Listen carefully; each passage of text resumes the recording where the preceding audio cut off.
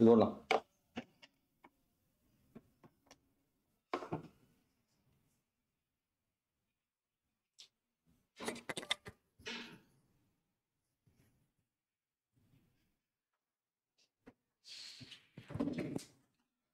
Okay.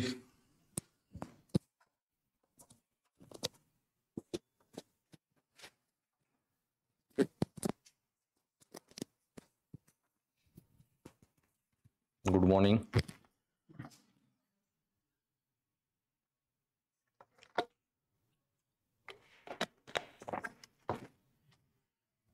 इथं लाव ना, इकडे आहे वायर नाही पडणार.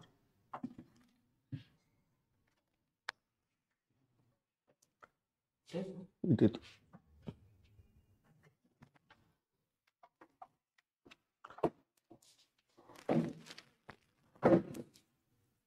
तुझं नाव काय?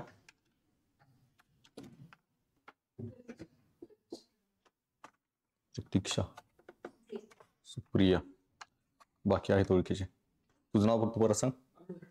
अमर. Okay. So good morning. Kamble कुठे? तुला तू गायबच आहे, कुठे दिसलंच नाही. सदानंद, मार्कर कुठे आहे रे सदानंद?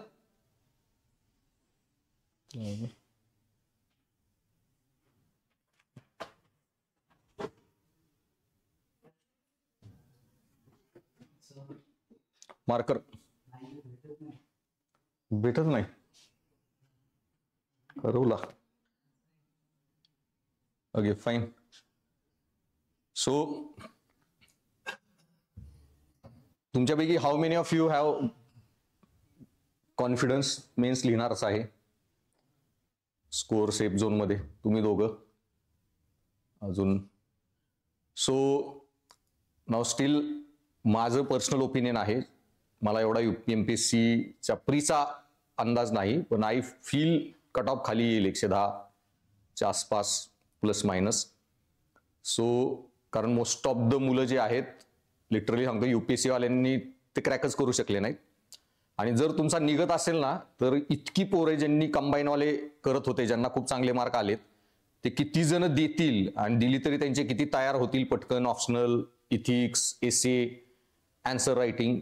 तो लय कॉम्प्लिकेटेड इश्यू आहे ना.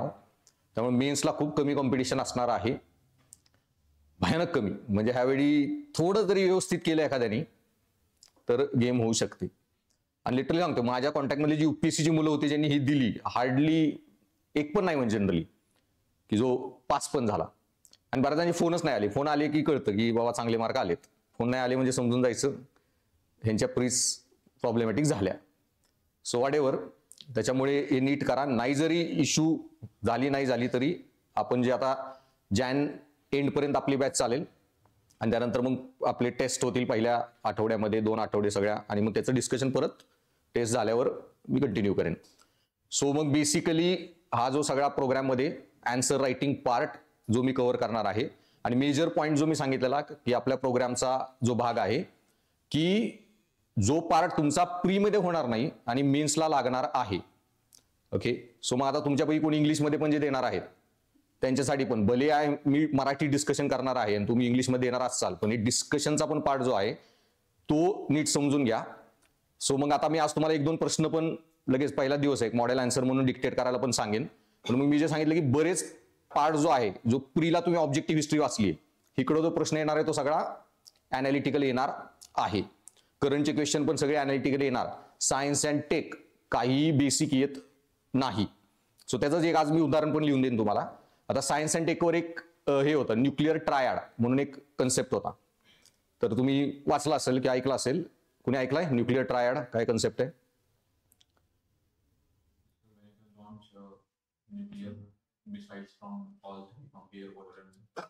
सो आता तुम्हाला सायन्स अँड टेकचे जे टॉपिक आहेत ना त्याच्यामध्ये न्यूक्लिअर हा एक टॉपिक आहे. न्यूक्लिअर, स्पेस वगैरे सगळं डिफेन्स वगैरे जे टॉपिक्स आहेत. आता न्यूक्लिअर ट्रायड म्हणजे काय की तुमची जी हे आहे वेपन्स आहेत, न्यूक्लिअर वेपन्स, ते तुम्ही 3 प्लॅटफॉर्मवरून लॉन्च करू शकता का? तुमच्याकडे त्या 3 गोष्टी आहेत का? कॅपॅबिलिटी म्हणजे हवेतूनही तुम्ही फायर करू शकता, मग तुमच्याकडे विमान आहेत का जे न्यूक्लिअर वेपन्स कॅरी करतील? समुद्रातून फायर करू शकता का? म्हणजे तुमच्याकडे त्या बोटी आहेत का न्यूक्लिअर कॅपेबल, किंवा सबमरीन्स आहेत का? आणि तुमची जमिनीवरून म्हणजे आपली अग्नि मिसाईल सिरीज. आता हे न्यूक्लिअर ट्रायड्स आहे. आता हा प्रश्न जो आहे ना, ह्याच्यामध्ये एक घटना झाली करंट अफेअरमध्ये. तुम्हाला ह्या सगळ्या टॉपिक बघावे लागतात. आणि करंट अफेअरमध्ये काय झालं की railway canister based nuclear launch system इंडियाने डेव्हलप केली, ती पेपरमध्ये होती. सो रेल्वेची जी तुमची इंजिन आणि बोगी आहे ना मागची, म्हणजे गुड्स वाहणारा डब्बा, त्याच्यामध्येच न्यूक्लिअर मिसाईल्स ठेवायचे आणि जेव्हा गरज पडेल लगेच स्टँडअप होणार आणि फायर करणार. ही ॲबिलिटी आली. आता याच्यावरच एक प्रश्न मी तुमच्या डिस्कस करणार आहे की आण्विक त्रिकोण म्हणजे काय, न्यूक्लिअर ट्रायड, ह्याचं महत्व सांगा की का हा महत्वाचा आहे. आणि रेल्वे बेस्ड कॅनिस्टर लॉन्च सिस्टीम ही जी डेव्हलप केली त्याच्यामुळे आपल्याला याचा काय फायदा होणार आहे, ह्या न्यूक्लिअर ट्रायड कसं इम्प्रूव्ह होणार आहे.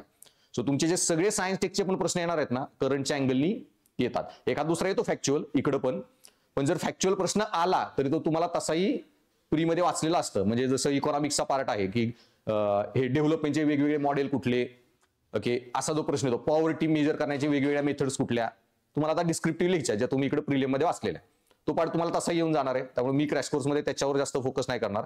पण असे जे टॉपिक आहेत जे तुम्हाला लय महत्वाचे आहेत, आता हे जे टॉपिक आहेत ना, आता तुमची मेन्स लगेच असणार आहे, ही प्री झाली की पुढच्या नोव्हेंबर डिसेंबर पर्यंत, ऑक्टोबर नोव्हेंबर, त्यामुळे हे टॉपिक तुम्हाला तशी तेव्हाही रिलिव्हंट असणार आहेत.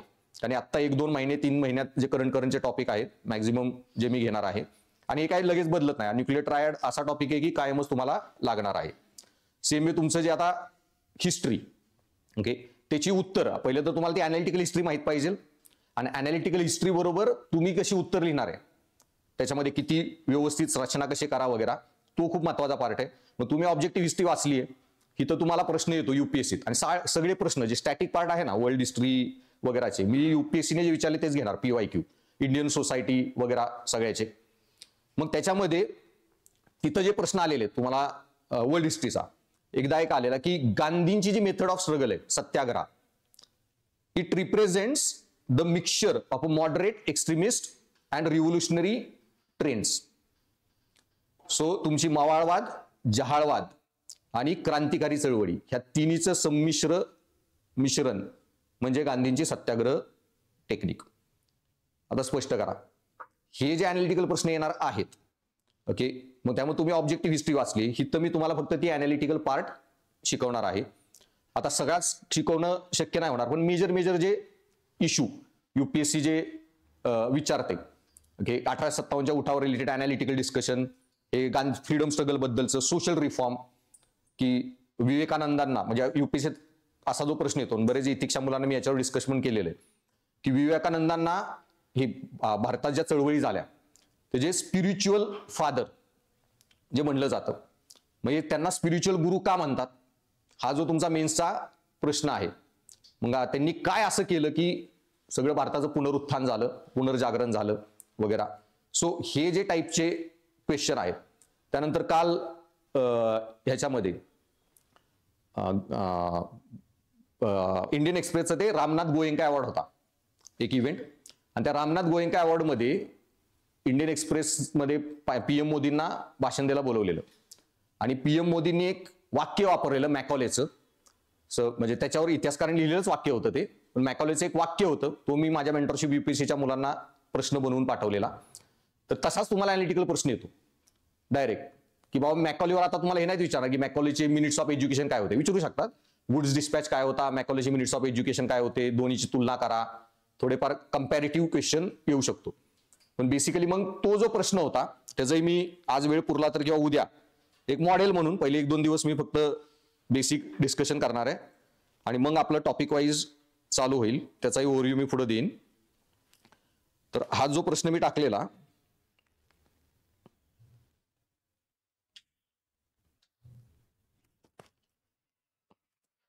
तर ते मोदींचं भाषणातलं वाक्य मी आहे तसं कॉपी केलेलं, ते काय त्यांचं वाक्य नव्हतं, कुठेतरी IASनी भाषण बनवून दिलेलं असणार, तेच थोडंफार काय चालतात मॉडिफाय करून एखाद्या हिस्टॉरियनचं जे ओपिनियन असतं की Macaulay broke India's self-confidence and instilled sense of inferiority. In one stroke, he discarded thousands of years of India's knowledge, science, art, culture. Discuss the above statement with British motives behind it and its implication during colonial rule. So basically, Macaulay यांनी भारताचा आत्मविश्वास खच्ची केला आणि न्यूनगंडाची भावना निर्माण केली. एका झटक्यात त्यांनी भारताच्या हजारो वर्षाच्या ज्ञान, परंपरा, विज्ञान, कला आणि संस्कृतीला दुय्यम ठरवले. वरील विधानामागील ब्रिटिशांच्या हेतूंचे तसेच वसाहत कालातील भारतावर झालेल्या परिणामांवर चर्चा करा. तेव्हा मॅकॉलेनी हे जे खच्चीकरण केलं, तुम्ही सहमत आहात का बाबा त्यांनी केलं खच्चीकरण? आणि जर केलं असेल खच्चीकरण तर हे करण्यामागे त्यांचा हेतू काय होता ब्रिटिशांचा, आणि त्या खच्चीकरणाचा काय परिणाम झाला का? आता हे जे सगळं असे जे क्वेश्चन येतात अनालिटिकल, मग आपला जो प्रोग्राम असणार आहे त्याच्यामध्ये मग बेसिकली मी फोकस आता हिस्ट्री जे बघणार, हिस्ट्री तुम्ही ऑलरेडी वाचली आहे, मॉडर्न इंडियन हिस्ट्री, त्यामुळे मी इथं ती काय शिकवत नाही बसणार. तुम्हाला फक्त हा अनालिटिकल पार्ट शिकवणार आणि त्याच्यावर डायरेक्ट आन्सर रायटिंग. आणि जे पण आन्सर रायटिंग मी करून देणार, तुम्हाला एखादं आन्सर लिहिला तुम्ही लिहून आणायचं, दुसऱ्या दिवशी इथं चेक करून मी इथं लवकर असतो, अर्धा एक तास आधी इथं असेल, तुमच्या उत्तरं घेऊन यायचे, मी लगेच चेक करून देणार, त्याच्यावर फीडबॅक आणि लगेच माझेही आन्सर डिक्टेट. आणि ते तुम्ही ऐकून आणि डिक्टेट करून पण तुमचं एवढं इम्प्रूव्ह होतं कशी उत्तर लिहायची. तुम्हाला आजच आता आपलं पहिलं हे डिस्कशन झालं की अंदाज येईल. त्याच्यानंतर आणि मग त्यानंतर वर्ल्ड हिस्ट्री. आता वर्ल्ड हिस्ट्री पण खूप मोठा पार्ट आहे, मी टॉपिक वाईज शिकवू शकत नाही. हा, पण तुम्हाला माझ्या वर्ल्ड हिस्ट्रीच्या सगळ्या ज्या इंग्लिशच्या नोट्स आहेत मी आता मराठीत कन्व्हर्जनला दिलेल्या आहेत, आणि त्याचं हे करून तुम्हाला बाय एक्झामच्या अगोदर त्या बऱ्यापैकी माझ्या रेडी होतील. तेवढ्या जरी तुम्ही वाचल्या किंवा तुमची पुढच्या याला असेल तरी तोपर्यंत व्यवस्थित वर्ल्ड हिस्ट्रीच्या माझ्या नोट्स बनतील. आणि आत्ता मी तुम्हाला त्या वर्ल्ड हिस्ट्रीचं सगळं डिस्कशन सांगेन, पण त्याच्यामध्ये पण क्वेश्चन युपीएससीने कसे विचारले तेच मी तुम्हाला दाखवेन. त्याच प्रश्नाची उत्तर बघायची. मॅक्झिमम प्रश्न तुम्हाला पहिले 1-2-3 अटेम्प्टमध्ये तर युपीएससी वालेच रिपीट होणार. सो मग मॅक्झिमम आता वर्ल्ड हिस्ट्रीमध्ये पण क्वेश्चन स्ट्रेट फॉरवर्ड येत नाही. फ्रेंच रिव्होल्युशन का झालं, रशियन रिव्होल्युशन का झालं, किंवा world war 1, world war 2 separate काही येत नाही. युपीएससीचा हा प्रश्न आलेला आहे, वर्ल्ड वॉर 1 सोड the seeds of world war 2, की पहिल्या महायुद्धाने दुसऱ्या महायुद्धाची बीजे रोवली. मग काय झालं पहिल्या महायुद्धात, मग त्यात कशामुळे कुठले फॅक्टर्स होते ज्याच्यामुळे दुसरं महायुद्ध चालू झालं, फिक्स पॉईंट ते पण लिहायचेत. आणि डिसॅग्री पण करायचं की नाही पहिल्या महायुद्ध एकमेव कारणीभूत नव्हतं दुसऱ्या महायुद्धासाठी, बाकी पण बरेच फॅक्टर होते. मग त्याच्यात पण असे अनालिटिकल प्रश्न. मग मी फक्त तुम्हाला तो अनालिसिसवाला पार्ट सांगेन, बाकी मग कारणं काय होती, लढाई कशी झाली, रशियन रिव्होल्युशन मध्ये कुठले स्टेप्स होते, काय होतं. एक फ्रेंच रिव्होल्युशनवर प्रश्न आलेला की खरोखरच फ्रेंच रिव्होल्युशन ज्या उद्देशाचे झालं त्या बाबतीत ते सफल झाले का, की त्यांना यश मिळालं का. म्हणजे तुम्हाला अनालिटिकल करायचे बा त्यांना किती यश मिळालं किती नाही मिळालं. तर फ्रेंचमध्ये त्यांना काय करायचं होतं, राजेशाही होती ती हटवायची होती, क्लेरिकी क्लास हटवायचा होता. पण राजेशाही हटवू शकले का, क्लेरिकी क्लास हटवू शकले का. आणि ते तर हटला राजेशाही क्लेरिकी क्लास, पण करायचं काय होतं त्यांना, डेमोक्रेटिक रिपब्लिक, लोकशाही प्रजासत्ताक बनवायचं होतं ना. लोकशाही बनली ना प्रजासत्ताक बनलं तुमचं मिलिटरी डिक्टेटरशिप, नेपोलियन बोनापार्टची, तो मिलिटरी डिक्टेटर आला. सो मग ह्याचं मी बेसिक तुम्हाला अनालिसिस सांगेन. आणि त्यामधले आता महत्वाचे जे मुद्दे आहेत ना ते तर सगळ्यात जास्त बघायचे. आता हा टॉपिक मग त्याच्यामध्ये पण जीएस पेपर 1 तुम्हाला कंपॅरेटिव्ह पण अभ्यास अनालिसिस करावा लागतो. जीएस पेपर 1 मध्ये 3 पार्ट आहेत, हिस्ट्री, जॉग्राफी आणि सोशल इश्यू. हिस्ट्रीमध्ये पण मॉडर्न इंडियन हिस्ट्री ते 3-4 पार्ट आहेत. मॉडर्न हिस्ट्रीचा 1 किंवा 2 प्रश्न येतात, 2 आले त्यासाठी तुम्ही किती वाचणार आहे. परत तुमचं वर्ल्ड हिस्ट्री 2 प्रश्न आहे, किती वाचणार आहे.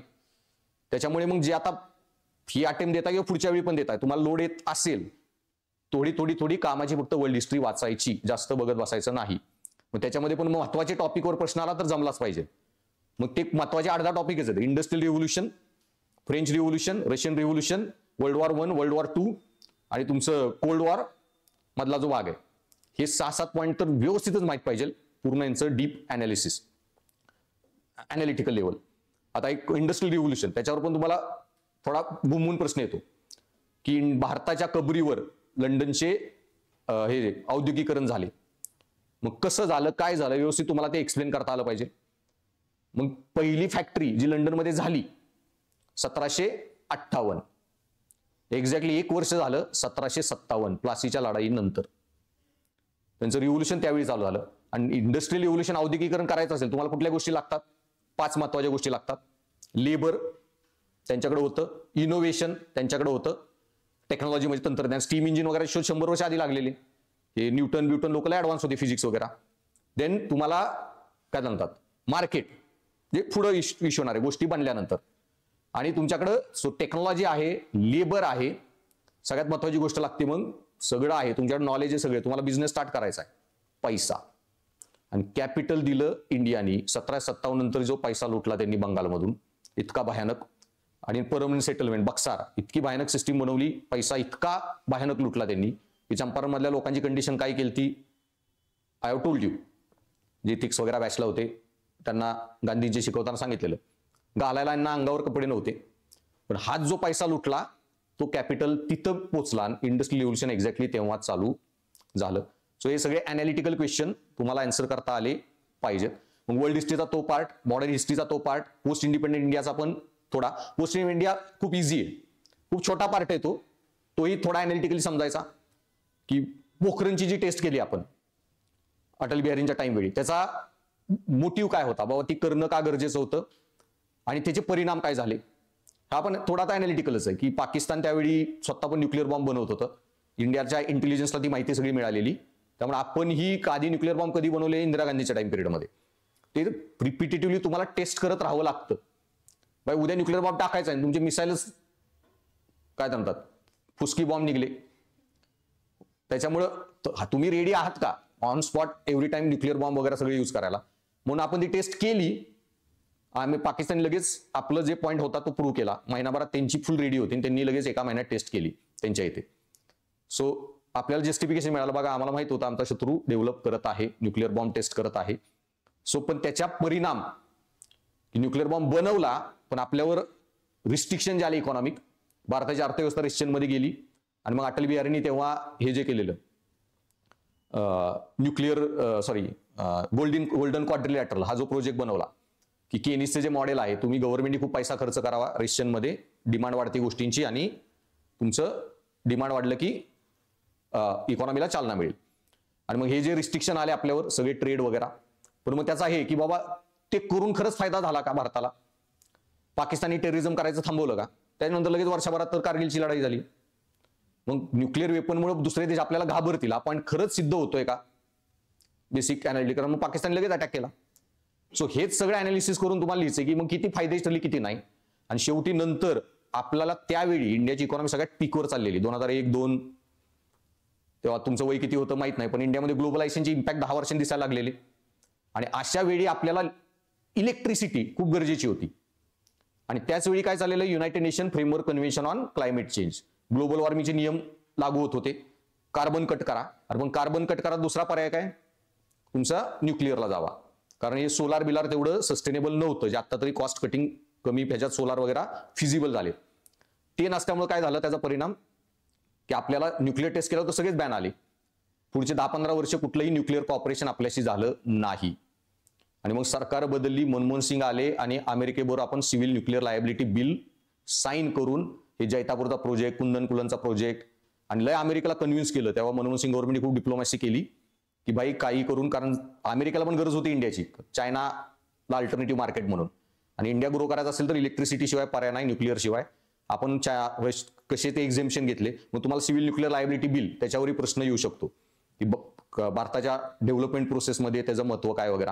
सो असे खूप बघितले तुम्ही टेक्निकली ना 20-25 टॉपिक आहेत महत्वाचे, नीट सगळे अॅनालाइज करायचे, स्टडी करायचे.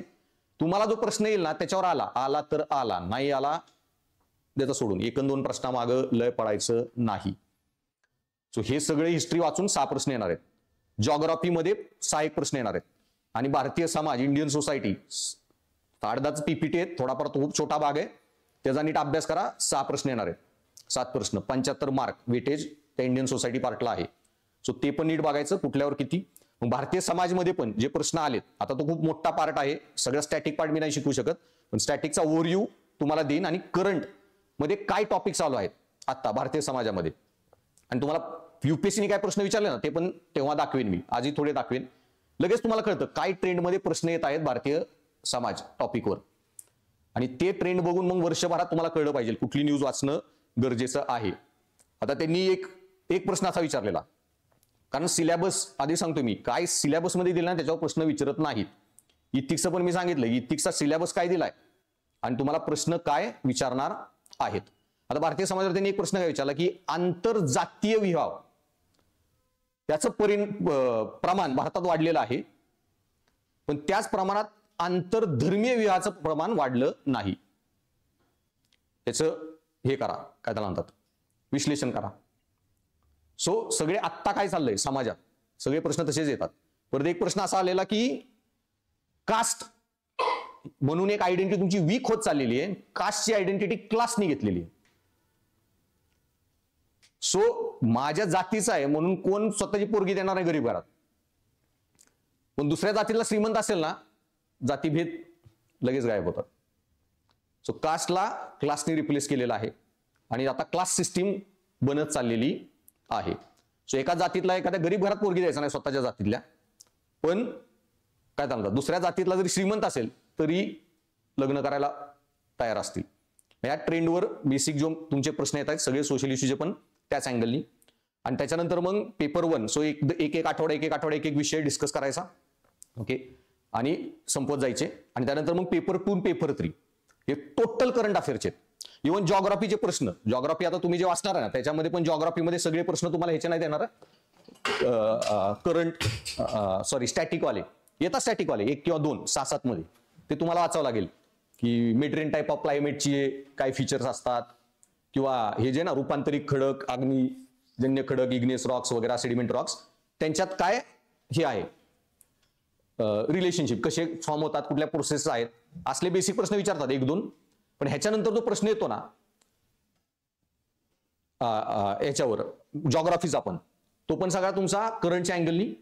आता हे जे आहे पॉलीमेटॅलिक नोड्युल्स, काय ऐकलाय कन्सेप्ट, काय असतो मराठीवाली गँग?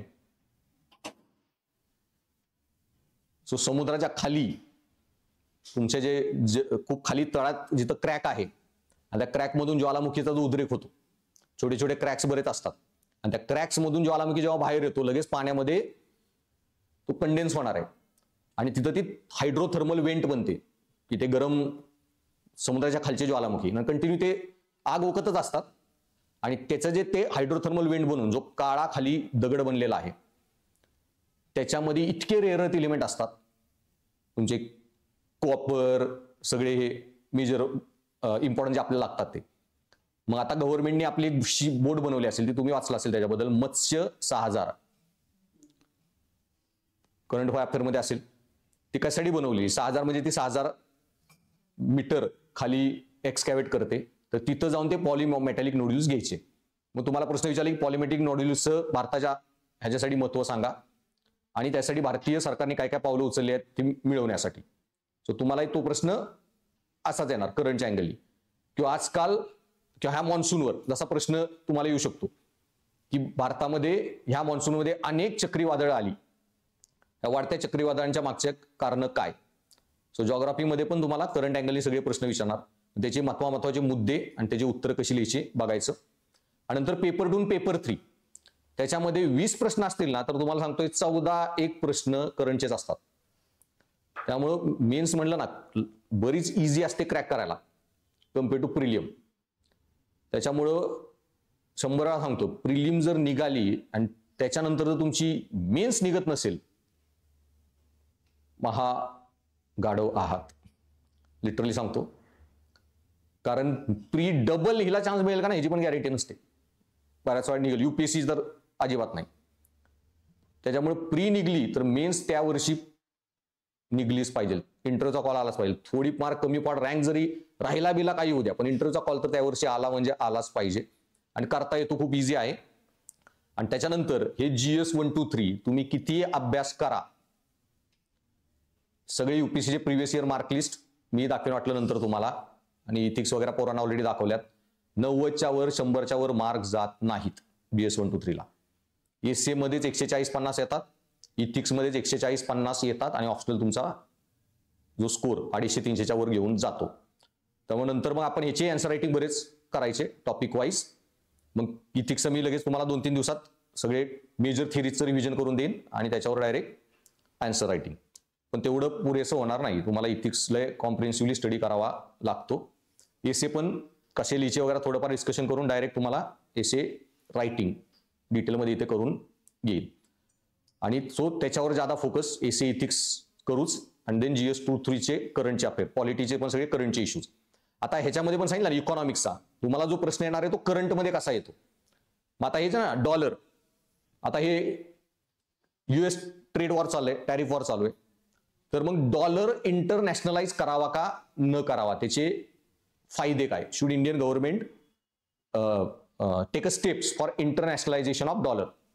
डॉलरचे आंतरराष्ट्रीयकरण करावे भारताने का करू नये, आणि करावे तर त्याच्या मागील लिमिटेशन्स काय, की काय आपल्याला प्रॉब्लेम्स येऊ शकतात किंवा होऊच शकतं का नाही. मग बाई भारताची करन्सी एवढी स्ट्रॉंग आहे का, दुसरे देश ऍक्सेप्ट करतील का जरी आपण म्हणलो तरी. आणि ऍक्सेप्ट करताना तेव्हा देश ऍक्सेप्ट करतील जेव्हा तुम्ही त्यांना जास्त गोष्टी विकता, सरप्लस. तुम्ही जर डेफिसिटमध्ये असाल, तुम्ही त्यांच्याकडून जास्त गोष्टी विकत घेताय, म्हणजे आपले रुपये त्यांनी ऍक्सेप्ट केला, त्यांच्या रुपयाचा त्यांना फायदा कधी होणार आहे, की उलटा आपल्याकडून काहीतरी विकत घेताना ते रुपये आपल्याला माघारी दिले. पण जर आपल्याकडूनच जास्त कमी गोष्टी ते विकत घेताय तर ते रुपये वापरणार आहेत कुठं, कळलं. नुसते साठवून काय करणार आहे ते रुपये आपले. तुमचा ट्रेड तेवढा झाला पाहिजे. हा, आणि की तो देश तुमच्याकडून एवढे पैसे हे करतोय, एवढ्या गोष्टी विकत घेतोय, की मग त्याला आपल्याला डॉलर द्यावे लागतात. त्याच्यापेक्षा मग परवडेल भाई इंडियाचा रुपया, की बाबा त्यांनी आपल्याला काही 50% गोष्टी विकतायत, त्याच्या बदल्यात आपण त्यांना रुपये दिले, आणि पण ते आपल्याकडून 100% काही गोष्टी विकत घेतात. तर 50%चे तरी पैसे रुपयात देऊ यांना, 50% सोनं देऊ, डॉलर देऊ, तर ते चालू शकतं. आपली करन्सी तेवढी स्ट्रॉंग आहे का, कुठले देश वापरतील करन्सी, हे जे आपले सगळे काय त्याला म्हणतात नेबरिंग कंट्रीज जे आहेत, ज्यांचे जे आपलं पोरस बॉर्डर, नेपाळमध्ये इंडियाची करन्सी चालते, भूटानमध्ये चालते, थोड्या प्रमाणात आपण त्याला आंतरराष्ट्रीयकरण केलेलं आहे. रशिया आता ऍक्सेप्ट करतो या ह्याच्या पेट्रोल जे आपण विकत घेतोय त्यांच्यावर रिस्ट्रिक्शन आल्यामुळे. सो तिथले पण प्रश्न जे आहेत सगळे असेच अनालिटिकल येणार आहेत. सो ते पण सगळे करंटचे, आणि त्याच्यात पण लय टेन्शन नाही घ्यायचं. टोटल तुम्ही वर्षभराचा करंट अफेअर बघितला ना, आता माझा जो मेंटरशिपचा ग्रुप चालला UPSCचा, पुढच्या वर्षीच्या मेन्ससाठी जे पोर आहेत म्हणजे अराउंड ऑगस्ट पर्यंत लिहिणार. मागचं जून ते पुढच्या ह्याच्यापर्यंत इयर टू इयर जून पर्यंत जरी पकडला जुलै, तर अख्ख्या 12 ह्याच्यामध्ये महिन्यामध्ये तुम्हाला मोजून एक 100च्या वर इकॉनॉमिक्सचे इश्यू मिळू शकत नाही, एवढे होतच नाही. हे इंटरनॅशनलायझेशन ऑफ करन्सी याच्यानंतर एवढं डबल येतं. US ट्रॅडिप वॉर रोज पेपरमध्ये तीच बातमी आहे 2-4 दिवसाआड. त्यामुळे ती काय डबल वाचायची गरज पडत नाही. ती एकदा US ट्रॅडिप वॉर काय आहे समजून घेतले. असे अनालिटिकल तुम्ही बघितलं ना 70, 75, 80 विषय असतात अख्खे GS2 पेपरसाठीचे. तसे 101 अजून पॉलिटीच्या रिलेटेड महत्वाचे मुद्दे तेवढे केले, 20 प्रश्न त्याच्यातून येणं खूप सेफ ऑप्शन बनतो. त्यामुळे महत्वाचे सगळे अनालिटिकल हे करा. GS2 GS3 बहुत इझिली मॅनेज होतो. आणि त्याच्यानंतर पण हा एवढा वाचते की 2-4 प्रश्न इकडे तिकडचे येतात, काही अवघड पण येतात, आणि त्याच्यामुळं तिथं स्कोर करणं तसंही एवढं शक्य होत नाही. तुम्हाला स्वतःची स्किल दाखवायला एवढा स्कोप नाही, कारण वास्ट सब्जेक्ट आहेत आणि फॅक्च्युअल आहेत. एसे एथिक्स कसे आहेत, लय कन्सेप्च्युअल आहे. समजले, थिअरी समजल्या, कुठं तिथं कुठला सिद्धांत लावायचा वगैरे सगळं कळलं, पटापट तुम्ही स्कोरिंग करू शकता 140-150. त्यामुळं जे मेन्स देत आहेत एसे एथिक्स लय सिरियसली घ्या आत्ता, भयानक स्कोर येईल. आणि बाकी पोरांचं लय अवघड आहे. मग एसे एथिक्स आत्ता शिकून आन्सर रायटिंग वगैरे करून बराच वेळ गेला तर ह्या मेन्समध्ये बरेच जण रेडी नसणार. सो व्हॉट एव्हर, तर बेसिक आपला मग काय फॉर्मॅट असणार आहे, आणि त्याच्यात मॅक्झिमम मी एवढं रायटिंग करून घेणार, मॅक्झिमम फोकस रायटिंगवर. तुम्ही काय गोष्टी एकदा तुम्हाला कळाल्या कशा वाचायच्यात तुम्ही त्या वाचू शकता आरामात. सो मग त्याच्यामध्ये जो आपला बेसिक सिलेबस आहे मेन्समध्ये, की भारतीय संस्कृतीमध्ये प्राचीन ते आधुनिक काळापर्यंत असलेली कलेची रूपे, साहित्य, स्थापत्य कला यांच्या ठळक पैलूंचा समावेश. हा जो टॉपिक आहे ना GS1चा, अजिबात जास्त एनर्जी द्यायची नाही मेन्ससाठी. तर एवढा वास्ट आहे. प्रिलियमचा 8 टार्गेटचे जेवढं वाचलं ना तुम्ही, बस त्या भरोशावर जायचं.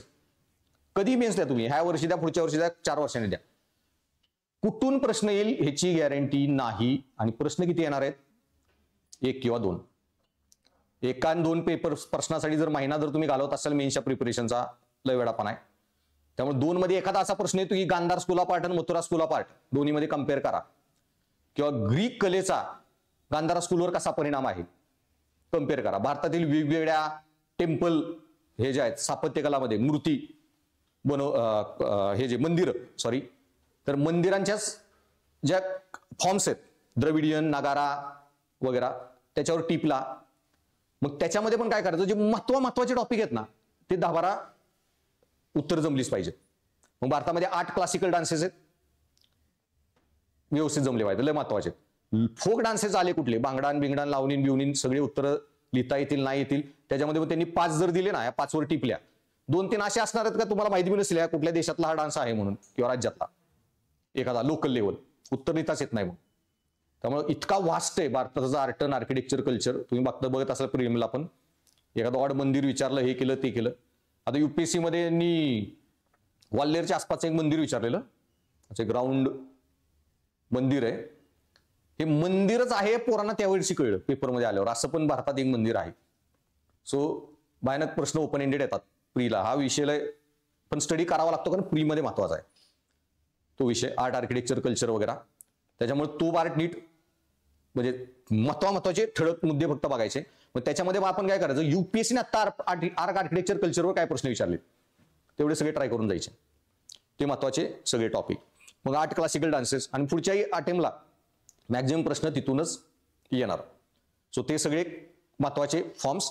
त्यानंतर मग महाराष्ट्रातील संत चळवळी ह्या तुम्हाला बघाव्या लागतील. भक्ती चळवळ, त्याचे तत्वज्ञान. त्याचे तत्वज्ञान जे आहे बऱ्यापैकी मी तुम्हाला आयडिया बऱ्याच जण नीतिशास्त्राच्या ह्याच्यात पण दिलेली आहे.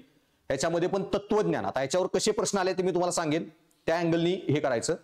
तर ह्यात प्रश्न आलेला की चैतन्य महाप्रभूंचं, त्यांनी आता भारताच्या अँगलनी, इथं महाराष्ट्र चळवळी म्हणले पण भारताच्या यांनी पण, हे याचा आजच्या समाजावर त्यांच्या विचारांचा काय प्रभाव आहे चैतन्य महाप्रभूंचा. मग तुम्हाला चैतन्य महाप्रभू पहिले बेसिक माहित पाहिजेत. तसं मग तुम्हाला आज विचारली तुकाराम महाराजांच्या विचारांचा महाराष्ट्रावर काय आज परिणाम आहे, किंवा तुमचे बाकी पण जे संत आहेत हे कानोपात्रा घ्या वगैरे, तर त्यांच्याबद्दल तुम्ही जे बेसिक वाचलेलं आहे. पण मग ह्याच्यात उत्तर थोडी तर लिहिता येतात, भले लय चांगली तुम्हाला जमू न जमू, पण बेसिक हिस्ट्री जी वाचली असते तुम्ही प्रिलिमला वगैरे ढोबळ काहीतरी उत्तर लिहू शकता. सो त्याच्यामुळं हे चळवळीचा वगैरे. देन आधुनिक भारताच्या इतिहासातील 18व्या शतकाच्या मध्यापासून आजपर्यंतच्या महत्वपूर्ण घटना. 18वं शतक म्हणजे कुठलं येतं,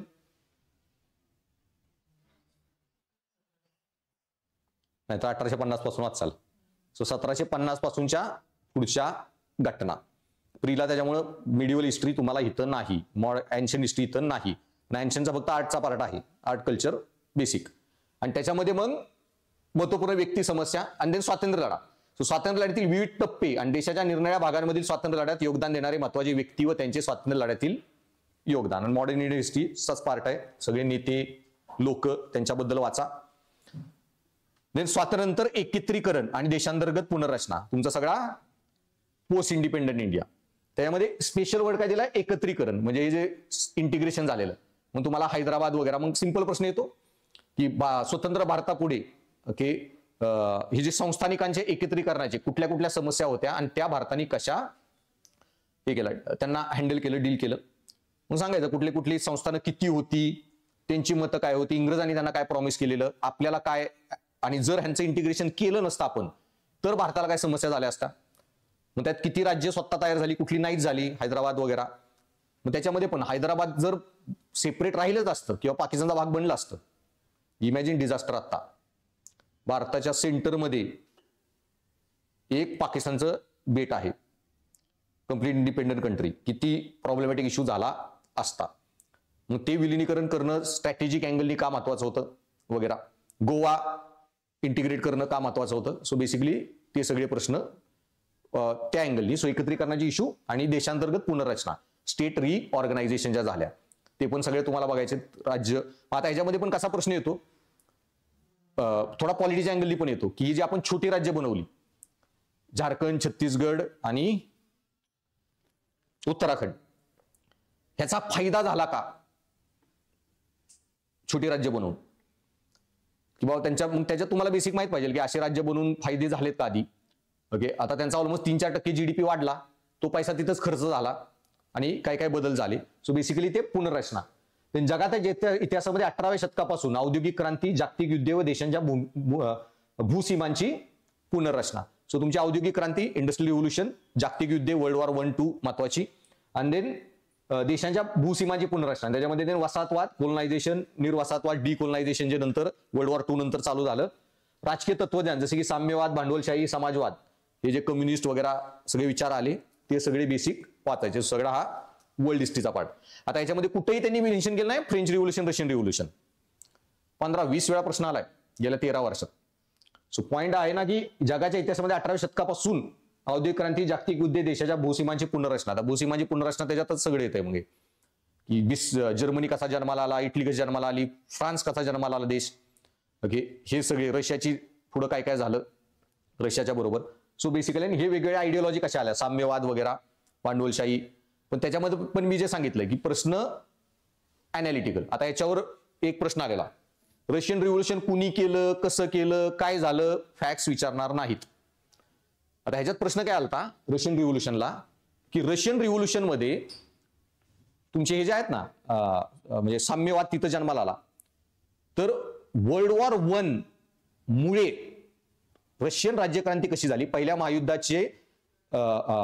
महायुद्धाचा रशियन राज्यक्रांती होण्यामधील सहभाग काय, आणि रशियाच्या राज्यक्रांतीचा पहिल्या महायुद्धावर परिणाम काय. कळला प्रश्न? पहिल्या महायुद्धाचा रशियन राज्यक्रांतीवर परिणाम काय आणि रशियन राज्यक्रांतीचा पहिल्या महायुद्धावर परिणाम काय, दोन्ही गोष्टींनी झाला. सो पहिलं तर पहिली जी लढाई झाली रशियाने करायची गरज नव्हतं पहिलं महायुद्ध. तुम्हाला कळेल, अजून माहित नसेल नंतर सांगेन मी एक एक टॉपिक बेसिक अॅनालिटिकल काय काय झालेलं. 1905 मध्ये रशियामध्ये जो राजा होता ना, जरा एड्या डोक्याचा होता आणि त्यांनी जपान वगैरे बरोबर लढाई झाल्या, रुसो जॅपनीज वॉर म्हणतात, लय बेकार हरलेले ते. आणि इतके लोक मारल्यामुळे तिथं लोक लय भडकली आणि तिथं आंदोलन झाली. आंदोलन झाल्यावर त्यांनी डुमा म्हणजे रशियाची पार्लमेंट जे म्हणतात ती बनवली, डुमा. आणि डुमा बनवली तरी तो त्यांना पॉवर द्यायचा नाही, कधी कॅन्सल करा, काही करा, त्यांना नीट गव्हर्नन्सच नाही, पार्लमेंटला अधिकारच नाही, सगळे स्वतःकडेच. आणि ते झाल्यामुळे 10 वर्ष बरीच अस्थिरता तिथं वाढली होती. आणि हे असताना त्याला वाटलं की माझी प्रेस्टीज जर मला टिकवून ठेवायची असेल ना, तर वर्ल्ड वॉर 1 चालू झालेलं, तरी वर्ल्ड वॉर 1 आपण लढूयात. आणि वर्ल्ड वॉर 1 लढलं की आपण काय त्याला म्हणतात, थोडी मिलिटरी ऍक्शननी आपली प्रेस्टीज वगैरे देशाची हे वाढेल. आणि पॉइंट होता की वर्ल्ड वॉर 1 करताना त्याने जेव्हा लढाईला, त्यालाही वाटलं होतं वर्ल्ड वॉर 1 मध्ये लढाई होईल, कारण जर्मनीचा राजा जो होता आणि रशियाचा राजा ते साडू मेहुणे टाईप लग्नलय झालेली फॅमिली, चांगले हे होते. पण आणि त्याच्यामुळे त्याला वाटलं की किती रशियानी अपोजिट पार्टींना, ज्याला जर्मनी एका पार्टीला होतं, अपोजिट पार्टीला मदत केली तरी जर्मनीची आर्मी लढायला येणार नाही, आपण डिप्लोमॅटिकली त्यांना हँडल करू. पण Germany went on full scale attack, आणि जे अटॅक झाला आणि रशियाची आर्मी गेली. रशियाची आर्मी भयानक इल प्रिपेड होती. रशियात अजून इंडस्ट्रियल रिव्होल्युशन झालं नव्हतं, युरोपमध्ये सगळीकडे झालेलं. ह्यांच्या आर्मी वेपनरी लय ऍडव्हान्स होत्या, ह्यांच्या लय आउटडेटेड होत्या. इतके रशियन लोक मारले गेले, आर्मीमध्ये इतका त्यांचा हे झाला की राजाची अजूनच इमेज खराब झाली. आणि मग वॉरमधून विड्रॉ केलं तर अजून नामुष्टी होणार.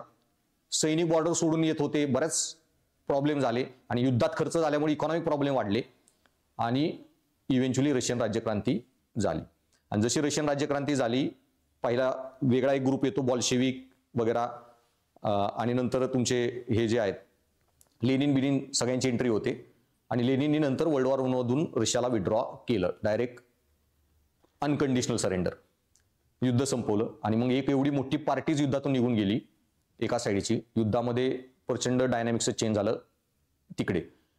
आणि मग ऑलमोस्ट लंडन, फ्रान्स सगळे हारले असते जोपर्यंत जर्मनी जिंकला असता वर्ल्ड वॉर 1. पण त्यांनी थोडी मस्ती केली, अमेरिकेवर अटॅक केला, मेक्सिकोला इन्स्टिगेट केलं, तुम्ही अटॅक करा अमेरिकेवर.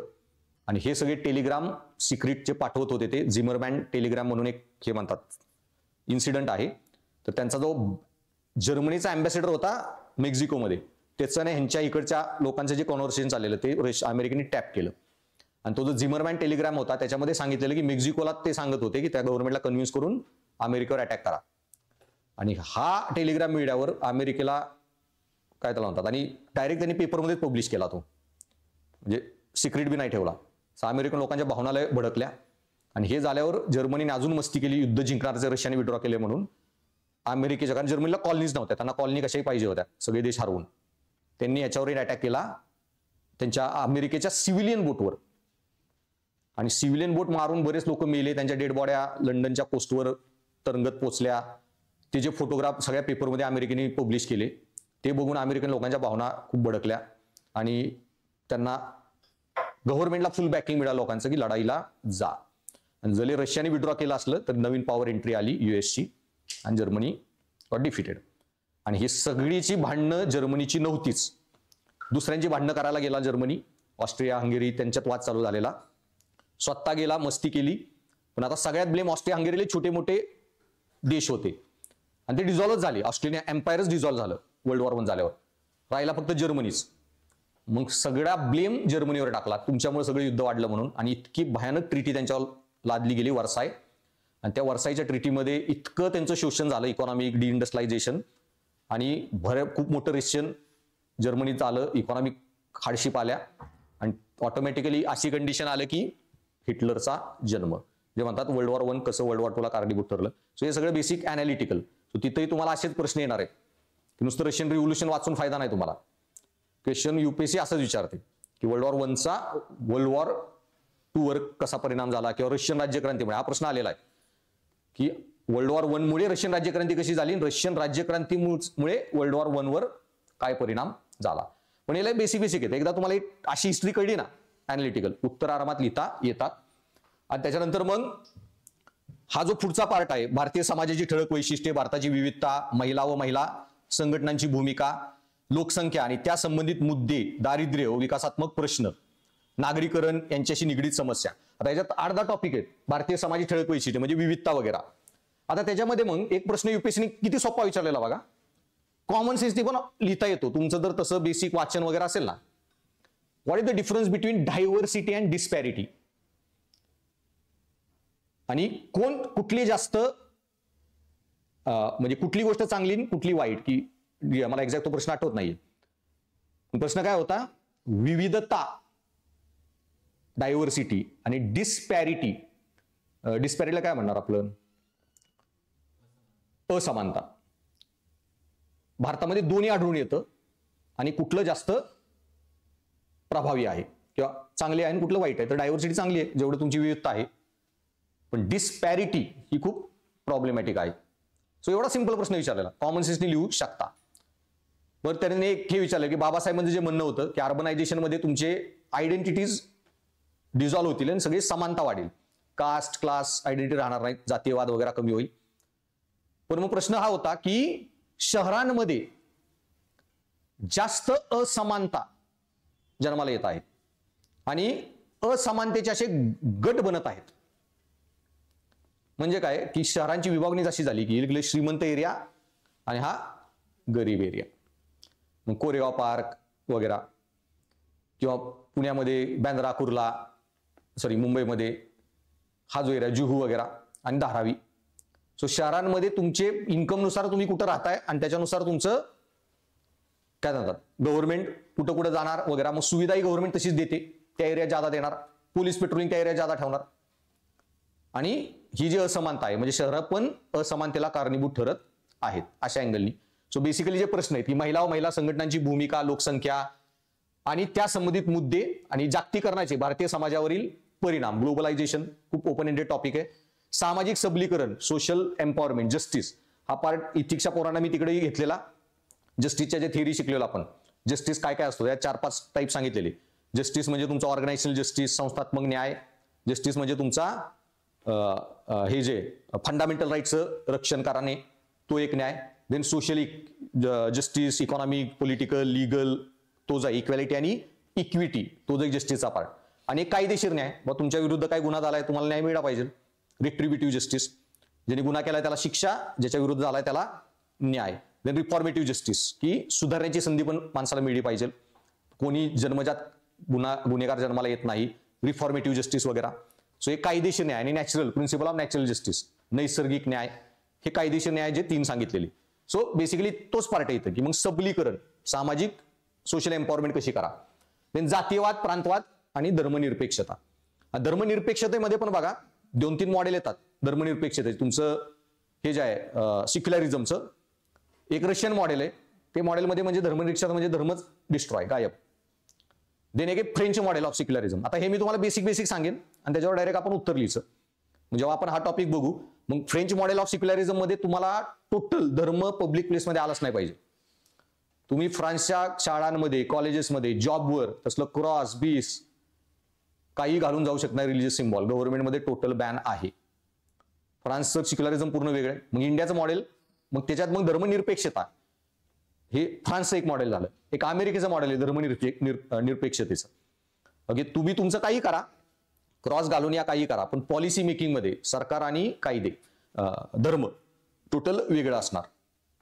सरकार कायद्यात येणार आहे, कायदे सरकारमध्ये येणार आहे. फ्रान्समध्ये सरकारच ठरवणार बाई धर्माची कुठली गोष्ट अलाव करणार नाही करणार वगैरे. आणि देन तिसरं मॉडेल येतं इंडियाचं, सर्व धर्म समभाव. आता हे बेसिक शिकायचंय, याच्यावर प्रश्न युपीएससी मे बी एमपीएससी विचारेल पण, की फ्रान्स मॉडेल ऑफ सेक्युलरिझम काय आहे, इंडियन मॉडेल ऑफ सेक्युलरिझम काय आहे, धर्मनिरपेक्षता. युपीएससीने प्रश्न काय विचारलेला, आणि सांगितलं ना लय कॉमन सेन्सनी प्रश्न येतात. तुम्हाला फक्त तो सेन्स आला ना, मेन्स इतकी कॅल्क्युलेटेड आहे काढायला.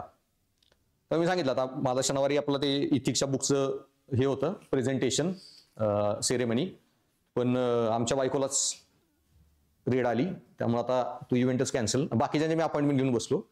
ते डीसीपी रावळे सर पण येणार होते, पर ते मच्छिंद्र गळवे सर, त्यांनी युपीएससी मराठीत दिलेली त्यावेळी क्रॅक केले 2018-19ला.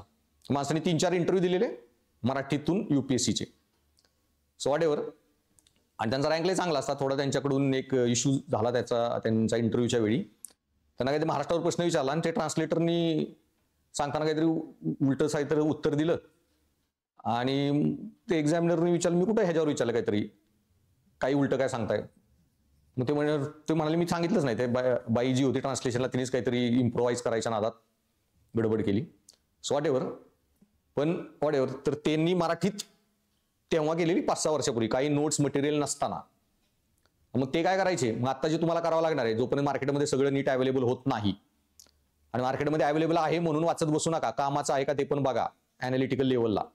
नाहीतर कंटेंट डिगवर मिळेल नुसतं फॅक्च्युअल, मेन्सला रट्टे मारत बसाल. कुठली लढाई कधी झाली, फ्रेंच राज्यक्रांती कुणी केली नाही केली, लेनिनचं नाव माहीत नसतं तरी चालेल, तरी उत्तर क्रांतीचे परिणाम काय होते नाही हे अॅनालिटिकल जमलं पाहिजे अभ्यास करताना. आता त्या माणसांनी सगळं इंग्लिशमध्येच अभ्यास करायचे, मराठीत विचार करत बसायचे आणि स्वतः शब्दात लिहायचे. आणि असं करून ते एक्झाम काढली. पण वॉट एव्हर. सो ते तिघं जे पुस्तक लॉन्च करणार होतो, मी आज सकाळीच त्या दोघांना मेसेज केला, मधुलिकालाच रेड आली, त्यामुळे ती रेडवर जाणार आहे. सो तीच शनिवारी नाहीये. सो मे बी आता नेक्स्ट टू नेक्स्ट संडे कधी होईल त्यावेळी बघा. ते सगळ्यांच्या ह्याच्यात एकच कॉमन पॉईंट असणार, सांगतील गायडन्स स्ट्रॅटेजी काही विचारा, मेन्स इझिली काढू शकतो. आणि सगळे परत मेन्स दिली ना, परत मेन्स काढतील. 2-3 महिन्यात पुस्तकं द्या त्यांना रिवाइज करायला, फक्त ऑप्शनल वगैरे. आणि ऑप्शनल जर हटवला ना, तर नुसते करंट बिरंट वाचून आरामात इथिक्स रिवाइज करून प्री लय भगवान भरोशी आहे. त्यामुळे हे जे आहे ना, खूप सिस्टमॅटिक, काय प्रश्न येणार आहेत, कसा येणार आहे क्लिअर कळतं. मग सेन्स मी सांगितलं ना, आता तुम्हाला कळालं हे टॉपिक आहेत. इथून पुढे जेव्हा तुम्ही रोज पेपर वाचणार आहे ना, वाचल्या कळलं पाहिजे ह्याच्यावर प्रश्न युपीएससी विचारू शकते, हा माझ्या टॉपिकच्या रिलेटेड असा अॅनालिटिकल प्रश्न येऊ शकतो. तर फ्रान्समध्ये बुरखे घालायचे नाहीत म्हणून त्यांनी ऑर्डर पास केली. कुठंच नाही, पब्लिक प्लेसमध्ये नाही, काय नाही, बुरखा घालायचाच नाही. त्यामुळे बरेच वादविवाद झाले, बराच इश्यू झाला. पण मग हे जे आहे बुरखे घालायचे नाही, याच्यावर युपीएससीने त्याच वर्षी प्रश्न विचारला, what can French learn from a Indian model of secularism. की त्यांच्यात जे वादविवाद सगळे चालू आहेत मग. आणि तो चार्ली हिब्बेडो काय होतं तो अटॅक झालेला, त्याच्यावरही बरेच वादविवाद झालेले. Freedom of speech and expression किती लेवलला असावं, की तुम्ही धार्मिक भावनांवर एखाद्याचा हल्ला करू शकता का नाही वगैरे, असे जे मुद्दे. सो प्रश्न असा आलेला की सेक्युलरिझमवर पण, की फ्रान्स काय शिकू शकतं इंडियाच्या मॉडेलपासून. मग तुम्हाला फ्रान्सचं मॉडेल काय, इंडियाचं काय, कसं वेगळं आहे, फ्रान्सच्या मॉडेलनी काय प्रॉब्लेम होऊ शकतात वगैरे. सो तोही प्रश्न की वाचून फक्त लक्षात ठेवायचा, तोही तुम्हाला असाच अॅनालिटिकल येणार आहे. आणि मग जगाचा प्राकृतिक भूगोल, त्याची ठळक वैशिष्ट्ये. हे ना सुरुवातच जॉग्राफीची कुठून केली आहे बघा. प्रीच्या टॉप सिलेबसची सुरुवात कुठून आहे, हितं कुठून आहे, जगाचा भूगोल, वर्ल्ड जॉग्राफी. त्यामुळे वर्ल्ड जॉग्राफीवर तुम्हाला लय प्रश्न येतात मेन्सला. आणि वर्ल्ड जॉग्राफीमध्ये ते 10-12 क्लायमेट टाईप आहेत, रट्टाच मारले पाहिजे सगळे. ते इक्वेटोरियल, मेडिटेरियन वगैरे, जे भूमध्य समुद्रातील क्लायमेट वगैरे, रशियाचे सायबेरियन क्लायमेट कसं असतं वगैरे, ते रट्टा पूर्ण मानला. ते 10-15 क्लायमेट आहेत. मी सगळ्यांचं तुम्हाला बेसिक ओव्हरव्ह्यू देईन. आणि खूप कॉमन सेन्स आहे. तुम्हाला कळालं ना जग, सगळे विंड सिस्टीम नीट कळाल्यात, कुठल्या महिन्यात कशी हवा फ्लो करत असते एवढं तरी कळालं, ह्युमिडिटीचे लेवल काय असतात. तुम्ही तो अख्खा मॅप कॉमन सेन्सनी ह्याच्यावर प्रश्न विचारला ना, कसं असू शकतं, उत्तर ऑन स्पॉट जनरेट करू शकता जॉग्राफीचे पण लिटरली. ओके, सो बेसिकली तिथं राहणीमान काय असेल, तिथं लोक काय खात असतील, नाही खात असतील वगैरे.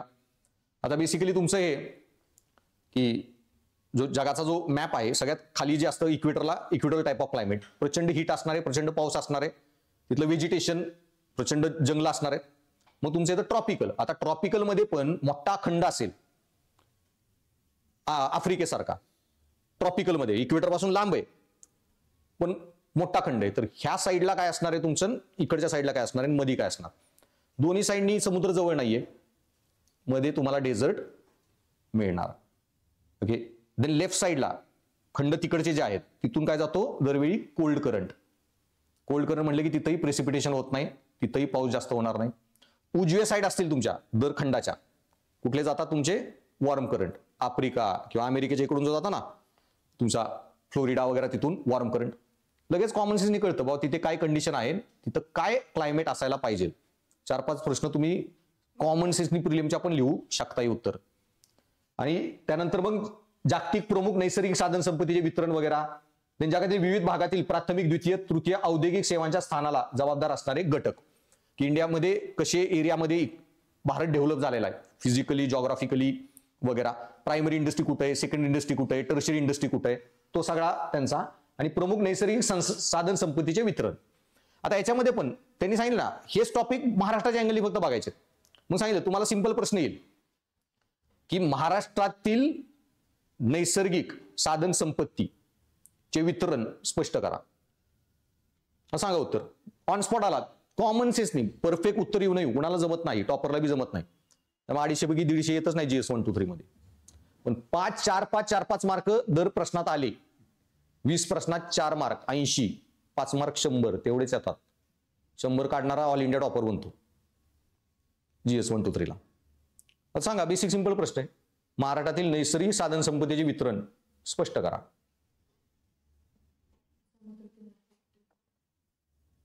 काय मग तिथं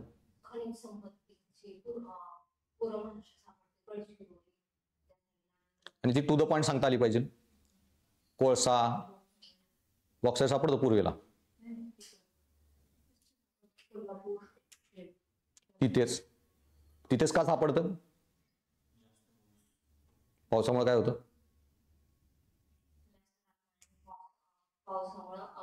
तापमान विदर्भात आणि इकडचं काय फरक नाहीये, पाऊस मेजर फॅक्टर आहे.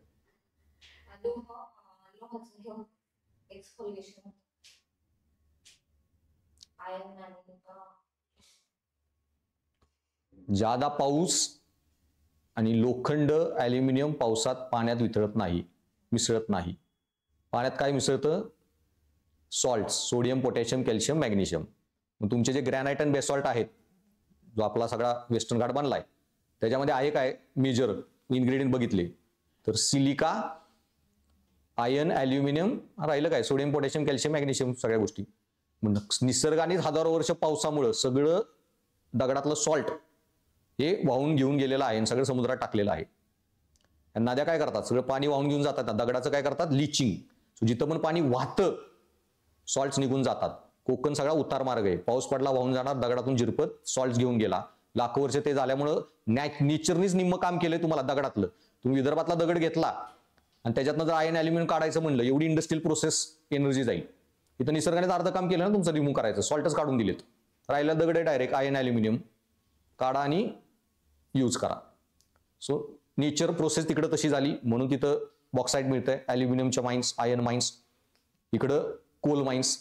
तर तुमचं जे कोस्टल रिजन आहे त्याच्यामुळे तुमचा फिशरीज, ओके, टुरिझम ही पण साधन संपत्ती झाली. त्याच्यावर 1-2 वाक्य लय कॉमन सेन्स आहे, फक्त आठवलं पाहिजे तिथं काय लिहायचं आणि हेच करायचंय. पर वेस्टर्न महाराष्ट्रामध्ये तुमचे काय म्हणतात जंगल आहेत, ओके, मग त्याचं वूड एक रिसोर्स. बरं तुमची बायोडायव्हर्सिटी हे पण तुमचं लय महत्वाचं हे आहे, जेनेटिक आणि बाकी सगळी बायोडायव्हर्सिटी जे हे आहेत, म्हणजे बायोडायव्हर्सिटी हॉटस्पॉट आहे आपला वेस्टर्न घाट्स. मग त्याच्यामध्ये मग ॲनिमल बायोडायव्हर्सिटी आणि प्लस प्लांट बायोडायव्हर्सिटी, तुम्हाला किती औषधी वनस्पती वगैरे मिळू शकतात वगैरे. त्यानंतर तुमचं काय त्याला म्हणतात, हे जे आहे विदर्भाच्या साईडचे जंगल, ती साधनसंपत्ती प्लस आणि कोल वगैरे पण. नद्या, नद्या कोकणामुळे वेस्टर्न महाराष्ट्राच्या जातात, त्यामुळे वेस्टर्न महाराष्ट्र जो फर्टाईल बनतो ॲग्रिकल्चरसाठी, ती पण एक नैसर्गिक साधनसंपत्ती झाली. काळी माती तिथली. सो बस झालंय, 8-10 वाक्य झाली तुमची सिंपल प्रश्नाची. त्यामुळे आता पुढे मी बऱ्याच टिप्स देत जाईन, पण एक गोष्ट लक्षात ठेवायची, काही जरी झालं तरी एकही प्रश्न सोडून यायचा नाही. लिटरली सांगतोय, ही टॉपर लोक, नीतिशास्त्र वगैरे पोरांना मी बऱ्याच वेळा सांगितलंय, हे जे नव्हते त्यांच्यासाठी सेपरेट सांगतोय. सगळे टॉपरचे बघा एकही प्रश्न सोडत नाहीत, आणि तुमचा दर पेपरमध्ये एक प्रश्न राहत असेल ना लिहायचा, तुमची गेम संपली आहे, आउट ऑफ द गेम. आणि प्रत्येकाला उत्तर जमतं गॅरंटी नाही, इम्पॉसिबल आहे. फक्त नाही जमलं तरी काहीतरी विचार करून चांगलं लिहायचं, आणि असले प्रश्न असतील ना तर 2-4 जास्त एक्स्ट्रा पॉईंट मारून यायचे एक्स्ट्रा मार्क मिळवायला. हेच करावं लागतं. लिटरली माझ्या मिसेसनी पण सांगतोय, 1750 मार्काची मेन्स आहे युपीएससी पूर्ण, 1747.5 मार्काचा पेपर लिहून आलेली.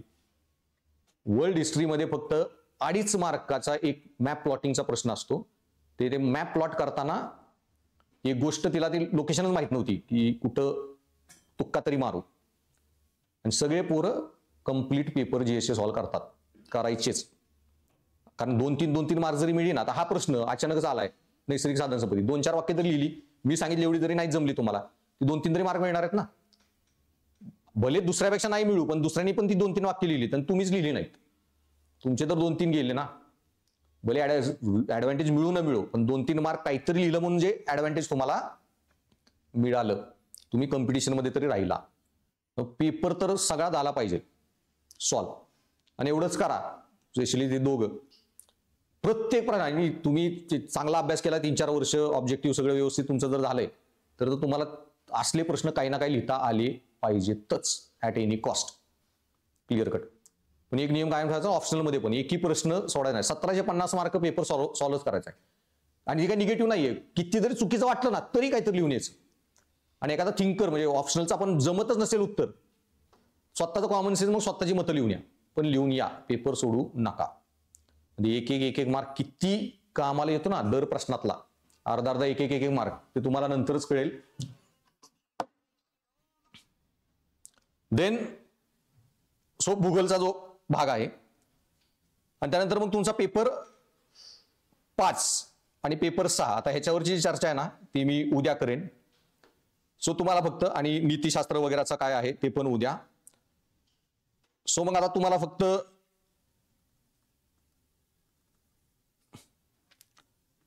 आन्सर रायटिंग कसं करायचं, तर हा एक सोशल इश्यूचा पेपर प्रश्न आहे. 1-2 प्रश्न फक्त ट्राय करायला आपण आज तुम्हाला मी सांगतो.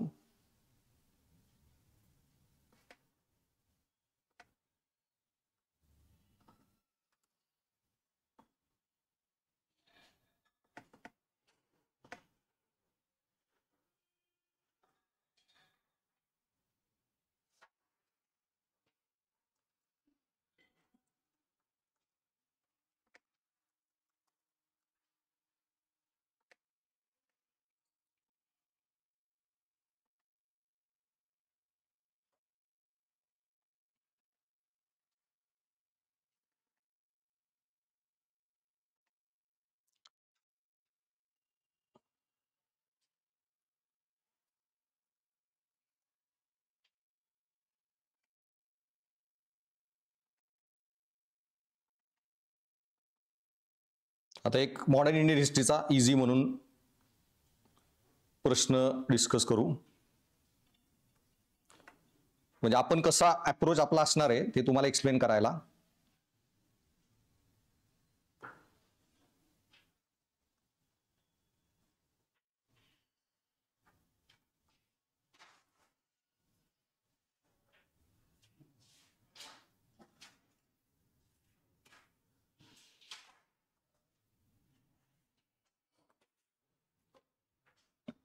थोडा अवघड प्रश्न आहे, भिवू नका पण.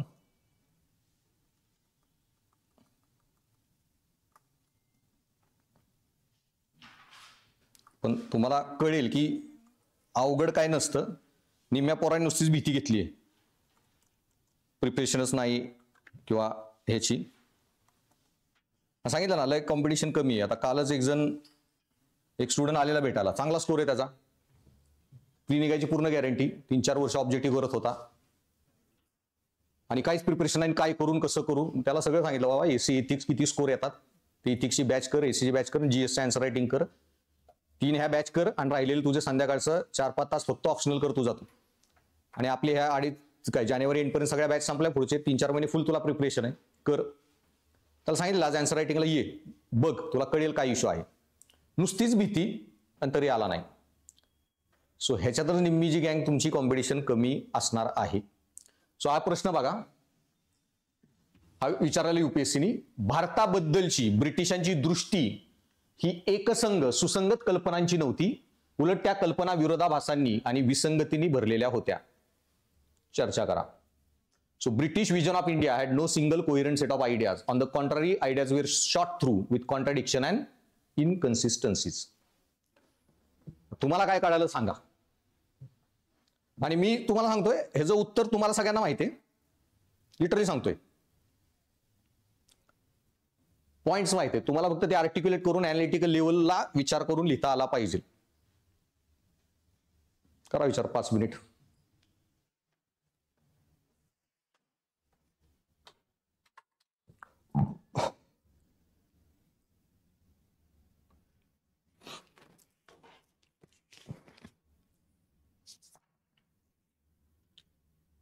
काय सांगितलं, प्रश्न बघून कधीच घाबरायचं नाही. आर्ग्युमेंटले फालतू असते प्रश्नातली.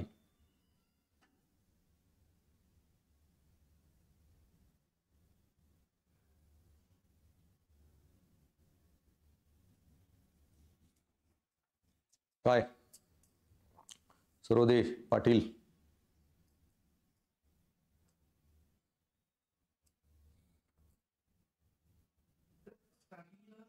कॉम्पिटिशनचं मेन ऑब्जेक्टिव्ह होतं इकॉनॉमिकल गेनसाठी, नाही आम्ही त्याचं पॉलिसी म्हणून बघितलं होतं त्यांनी इकॉनॉमिकल गेनसाठी. फाईन. काही त्यानंतर जसं की 1858चा जो ऍक्ट आहे त्याच्यामध्ये पॉलिटिकल कन्सॉलिडेशनसाठी त्यांनी बघितलं. आणि त्यांना मेसेज लागले की पॉलिटिकल कन्सॉलिडेशन मधून इकॉनॉमिक गेन हा मोर प्रॉस्परस होऊ शकतो. काही वाईट पॉईंट थिअरी अशी सांगते की आम्ही जस्ट त्यांचे ह्युमन सोशिओ इकॉनॉमिक डेव्हलपमेंट करण्यासाठी आलेले आहे. तर हे मिक्स ऑफ आयडियाज होतात.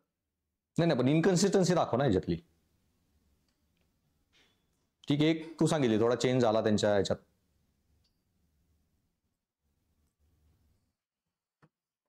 सो बेसिकली प्रश्नाचं म्हणणं काय आहे, इंग्रज जेव्हा भारतात आले आणि भारतावर राज्य करत होते, त्यांच्याकडे कुठलीही एक विजन नव्हती आणि ऑन स्पॉट आता काय तर काहीतरी करू, आता काय तर काहीतरी पॉलिसी करू, असा करत त्यांनी भारत गव्हर्न केला.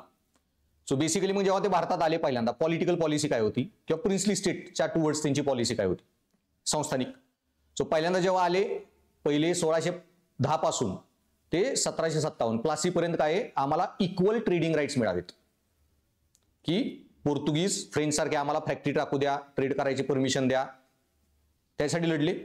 1757 नंतर त्यांनी काय केलं, प्लासी हातात आली. प्लासी हातात आल्यावर काय ट्रेडिंग कंपनी काय बनली, पॉलिटिकल पॉवर. आता पॉलिटिकल पॉवर बनल्यावर काय चालू झाली, स्ट्रगल फॉर इक्वॅलिटी, आम्ही पण संस्थानिक बनणार. ह्याच्यामध्ये मग त्यांनी पुढे काय चालू केलं, स्ट्रगल फॉर इक्वॅलिटीमध्ये बक्सार वगैरे पुढे ज्या लढाई चालू झाल्या, मराठाज, मैसूर वगैरे, ते करत करत करत त्यांची चालू झाली आता एक्सपान्शनिस्ट पॉलिसी. आणि त्याचा जो एक पार्ट होता ती रिंग फेन्स. रिंग फेन्स म्हणजे काय, बंगालच्या बॉर्डरवरचे आपले जे नेबर आहेत ते मित्र ठेवायचे, पुढे जाऊन अटॅक करायचे, त्यांच्या राजकारणात त्यांना मदत करायची, वेपनरी द्यायची, त्यांच्या लढाई घडवून आणायच्या. आणि हळूहळू हे करत त्याचा एक पार्ट काय बनला त्यांचा सबसिडियरी अलायन्स. सबसिडियरी अलायन्स काय की बाबा ठीक आहे की आम्ही तुझी बॉर्डर गार्ड करतो, मिलिटरी ठेवतो वगैरे आणि तुला रक्षण देतो, तैनाती फौज, मिलिटरीचं प्रोटेक्शन. पण आता सबसिडी अलायन्स केली तुम्ही चालू, त्याचा परिणाम पुढे काय झाला सबसिडी अलायन्सचा, की फौज ठेवली. आता यांना कळलं की हा राजा एवढा वीक झालाय की आपल्या विरुद्ध काहीच करू शकत नाही, परत पॉलिसी बदलली. मग आता त्यांनी काय केलं की हा एवढा वीक आहे आणि त्याला सांगितले बाई तू उद्या जर स्वतः युद्ध छेडलं कुणाबरोबर तर लढाई कोणाला करावी लागेल? आम्हाला, कारण आमची तैनाती फौज आहे तिथं. मग तुझं फॉरेन रिलेशन आमच्या कंट्रोलमध्ये. एक आपला स्वतःचा रेसिडेंट अपॉइंट करायला चालू केलं, तुझी फॉरेन पॉलिसीवर लक्ष ठेवायला. ते झालं की पुढे काय केलं मग? ठीक आहे, फॉरेन पॉलिसी कंट्रोलमध्ये आली, ह्या राज्यांचं एक्सटर्नल एक्झिस्टन्स संपवला. मग पुढे काय केलं? आता हे झाल्यावर भाई तुझ्या अगेन्स्ट इंटरनल उठाव होऊ शकतो, आर्म रिबिलियन. मग हळूहळू तुझं इंटरनल गव्हर्नन्स काय आहे ना ते पण आम्ही बघणार. हळूहळू इंटरनल ऍडमिनिस्ट्रेशनवर पण कंट्रोल. आणि ह्याच सिस्टीमचा ultimate conclusion doctrine of labs. मग ऍडमिनिस्ट्रेशन तू जेव्हा चालवतोय त्या ऍडमिनिस्ट्रेशनची आम्ही तुला परवानगी देतोय, तर त्याच्यात हा पण पार्ट येतो की दत्तक घेणे का न घेणे ही पण परवानगी आमच्याकडून घ्यायची. आणि जर ब्रिटिशांनी दत्तक परवानगी नाकारली तर मग ह्यानी अर्थ काय लावला डलहौसीनी, की दत्तक घेणे धार्मिक अधिकार, धार्मिक विधी, एक आई वडील म्हणून, आणि दत्तक घेऊन संस्थान त्याला दत्तक देणे ह्या दोन वेगळ्या गोष्टी. तुम्हाला घ्यायचं दत्तक घ्या, पण संस्थान त्याला द्यायचं का नाही ही परमिशन आमची ना. आम्ही जर दत्तक परवानगी नाकारली, संस्थान खालसा आमच्याकडे जमा. हळूहळू संस्थानं घेतली. मग 1857 उठाव झाला, कळलं अरे लय प्रॉब्लेम आहे, ह्यांना छोटी छोटी संस्थानिकांना राज्य बनवा, ब्रिटिश इंडिया सिक्युअर ठेवा, उठाव नको. आणि तिथून पॉलिसी चालू झाली सबऑर्डिनेट आयसोलेशन, की सगळे 1857 मध्ये राणीला डिक्लेअर केलं क्वीन एम्प्रेस, भारताची राणी, महाराणी, आणि हे सगळे राजे तिच्या खाली. आणि तिच्या ऑन बिहाफ राज्य कोण करणार? Viceroy, viceroyalty. So ती रॉयल्टी, तिचा हा व्हाईस कॅप्टन, व्हाईस रॉयल्टी, तो आला राज्य करायला संस्थानिकांवर, तिच्या बिहाफवर. संस्थानिक त्याच्या खाली आली सगळे. Subordinate isolation. नंतर काय केलं? 1921 princess of chamber of princess. Okay, सगळे राजे जे आहेत ते एकत्र परत आणले आणि त्यांना एक युनियन बनवली त्यांची. ती पॉलिसी म्हणतो सबऑर्डिनेट युनियन. आणि 1935 ऍक्टमध्ये काय केलं त्यांनी? आता राजा महाराजांना आणलं ब्रिटिश इंडियाच्या पार्लमेंटमध्ये. 40% सीट लोकसभेत, 33% काय राज्यसभेत वगैरे. कोणाच्या विरुद्ध लढायला? काँग्रेसच्या विरुद्ध राजा महाराजांना आता आपण यूज करू. सो राजा महाराजांचं काय करायचं? थ्रू आउट ह्यांची पॉलिसी नॉनस्टॉप बदलत राहिली. नो प्लॅन, ऑन स्पॉट काही करा वगैरे. डलहौसी लॅप्स करत गेला, कॅनिंग आला, सगळं उलटं. संस्थानिकांना पूर्ण सिक्युअर केलं परत. सेम वे मग तुमची आर्थिकमध्ये पण कन्सिस्टन्सी नाही. पहिल्यांदा काय केलं? इंडियामध्ये ट्रेड, हे म्हणतात ट्रेड इम्पेरियलिझम. ओके, की व्यवहार साम्राज्यवाद, व्यापार साम्राज्यवाद, की इंडियाला नुसतं एक्सपोर्ट रॉ मटेरियलची कॉलनी बनवली आणि इंडिया आणि तिकडच्या गोष्टी सगळ्या इंडियात येणार. सो आधी फक्त व्यापाराचं इम्पेरियलिझम केलं त्यांनी, व्यापाराचा साम्राज्यवाद केला. नंतर काय केलं त्यांनी? कधी 1757 ते 1815 पर्यंत व्यापार साम्राज्यवाद चालला.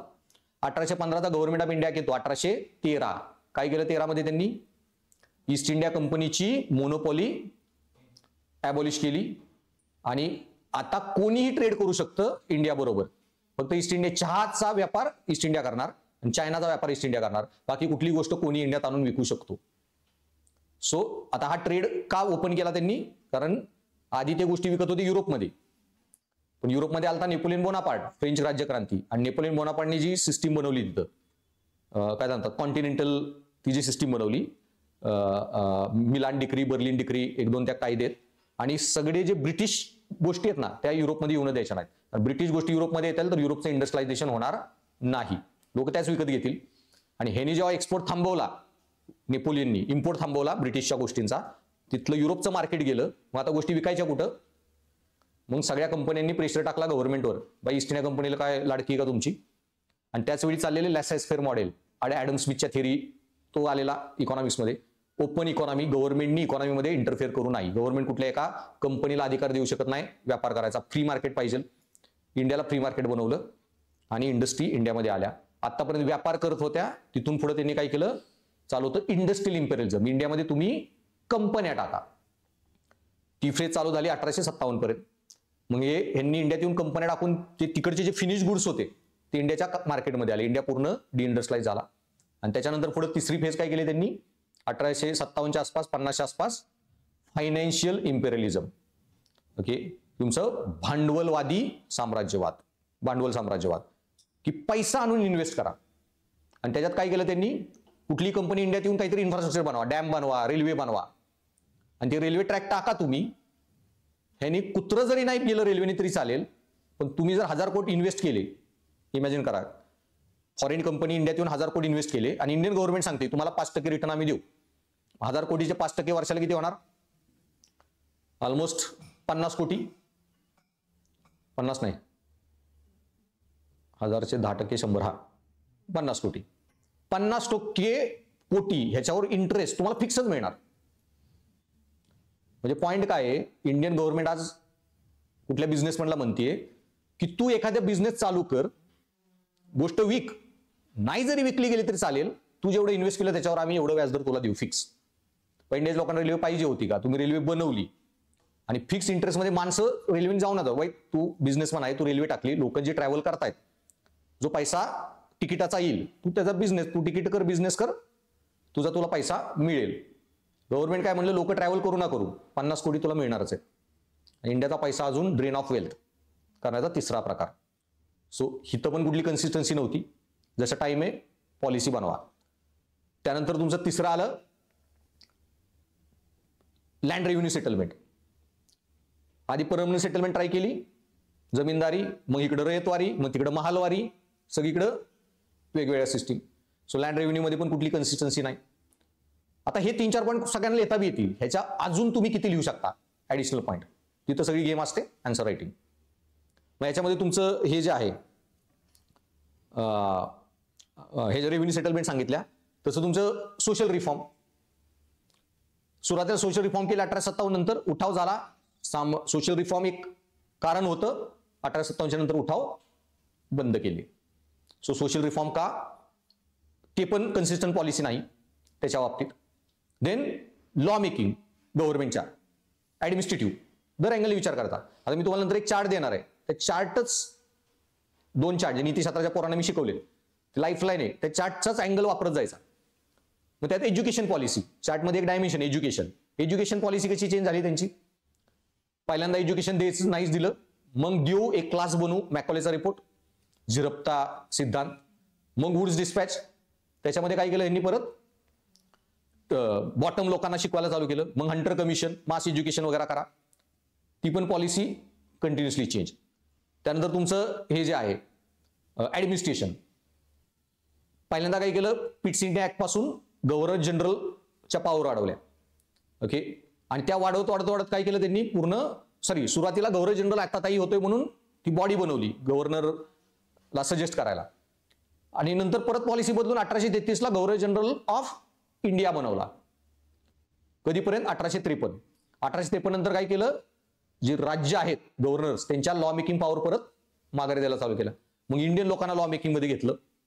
मग हळूहळू इनडायरेक्ट इलेक्शन अलाउड केले, परत डायरेक्ट इलेक्शन अलाउड केले, डायरेक्ट इंट्रोड्यूस केली स्टेटला. 1919 मॉर्ले मिंटो रिफॉर्म, 1935 ला दिल्लीमध्ये डायरेक्ट इंट्रोड्यूस केली. त्याच्यामध्ये पण कुठला कन्सिस्टंट प्लॅन नाही. सो ऍडमिनिस्ट्रेशनमध्ये कुठला कन्सिस्टन्सी नाही, ह्याच्यामध्ये नाही, आर्थिक मॅटरमध्ये नाही, लँड रेव्हेन्यूमध्ये नाही, सोशल रिफॉर्ममध्ये नाही, संस्थानिकांच्या बाबतीत नाही. हे प्रश्नाचं जे मिनिंग आहे. सो पॉइंट एवढाच आहे, तुम्हाला ते वाचलेलं असतं, फक्त ते नीट समजून लिहिता आलं पाहिजे. त्यामुळे काय answer writing total separate skill आहे, वेगळं करावंच लागतं. ते नुसतं प्रीजला वाचून हे होत नाही. एकदा कळलं काय क्वेश्चनचे अर्थ आहेत, लिहिता येतात आरामात. चला हा प्रश्न,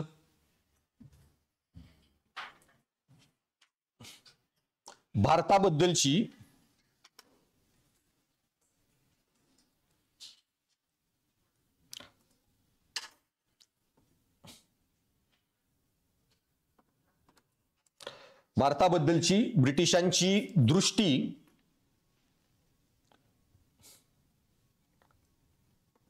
मराठीवाले लिहा, तरी पण मराठीचा पेपरही पास व्हायचा असतो, होत नाही बरं का बरीच जण युपीएससीत लँग्वेज पेपर, आणि तुम्ही मराठीवाले इंग्लिश पास व्हायचा ना पेपर.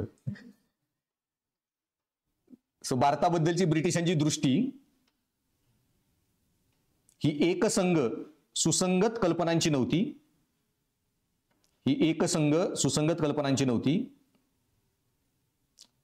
उलट त्या कल्पना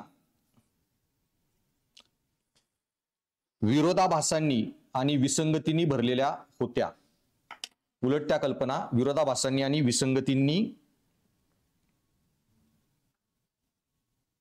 भरलेल्या होत्या. चर्चा करा. So British vision of India had no single coherent set of ideas. So लिहा. सो ईस्ट इंडिया कंपनीचे मूळ स्वरूप, ईस्ट इंडिया कंपनीचे मूळ स्वरूप आणि हेतू लक्षात घेता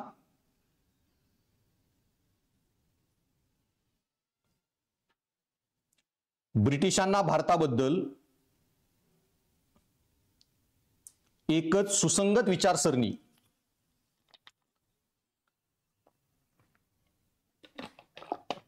विकसित करता आली नाही.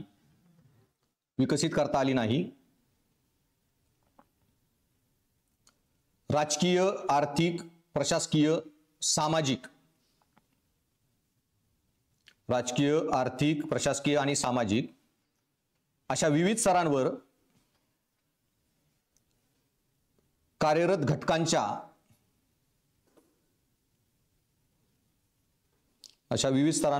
घटकांच्या संयोजनाने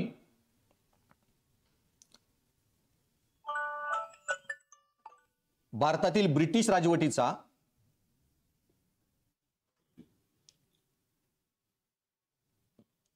उदय आणि टिकाव झाला.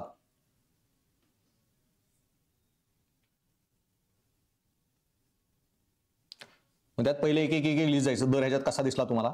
सो पहिला मग त्याच्यात सब पॉईंट बनवा. एक, राजकीय पातळीवर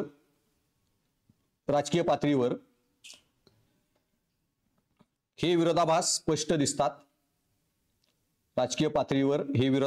दिसतात.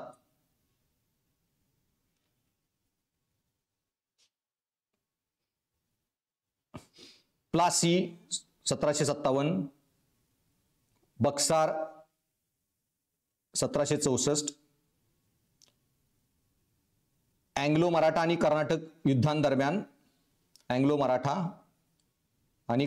युद्धादरम्यान ब्रिटिशांनी काही राज्ये थेट ताब्यात घेतली.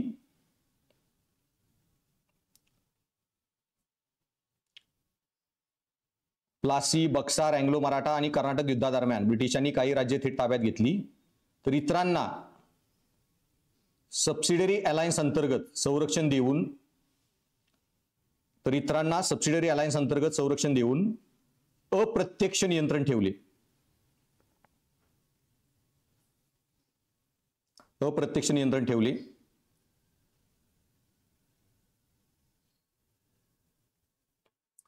तर कधी मैत्रीपूर्ण राज्यांनाही गिळंकृत केले.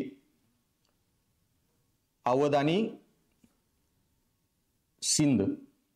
चार्ल्स नेपियर तो म्हणलेलाच, त्याचं वाक्यच आहे इंग्लिशमध्ये, त्याचा प्रश्न आलेला की very advantageous piece of rascality it is.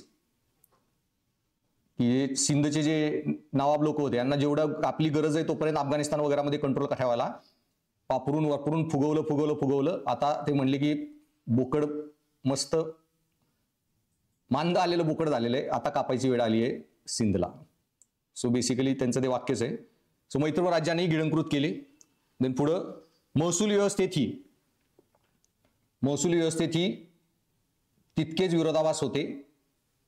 Second point, महसूल व्यवस्थेतही तितकेच विरोधाभास होते. रयतवारी प्रणाली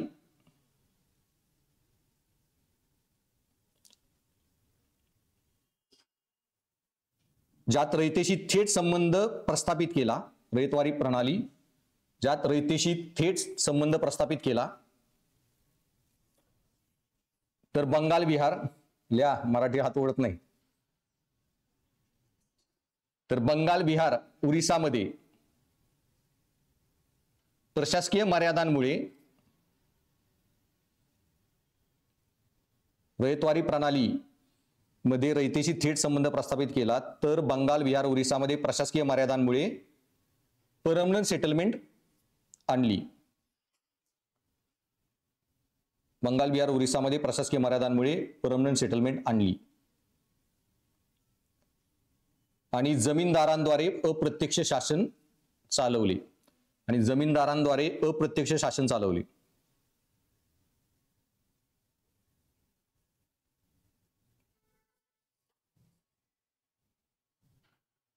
आता हे जे आहे ना, ते वाक्याचा अर्थ की प्रशासकीय मर्यादा काय होती? प्रशासकीय मर्यादा तिकडं परमनंट आणि इकडं वेगळी, तिकडं जमीनदार ठेवले, इकडं रयतवारी केली.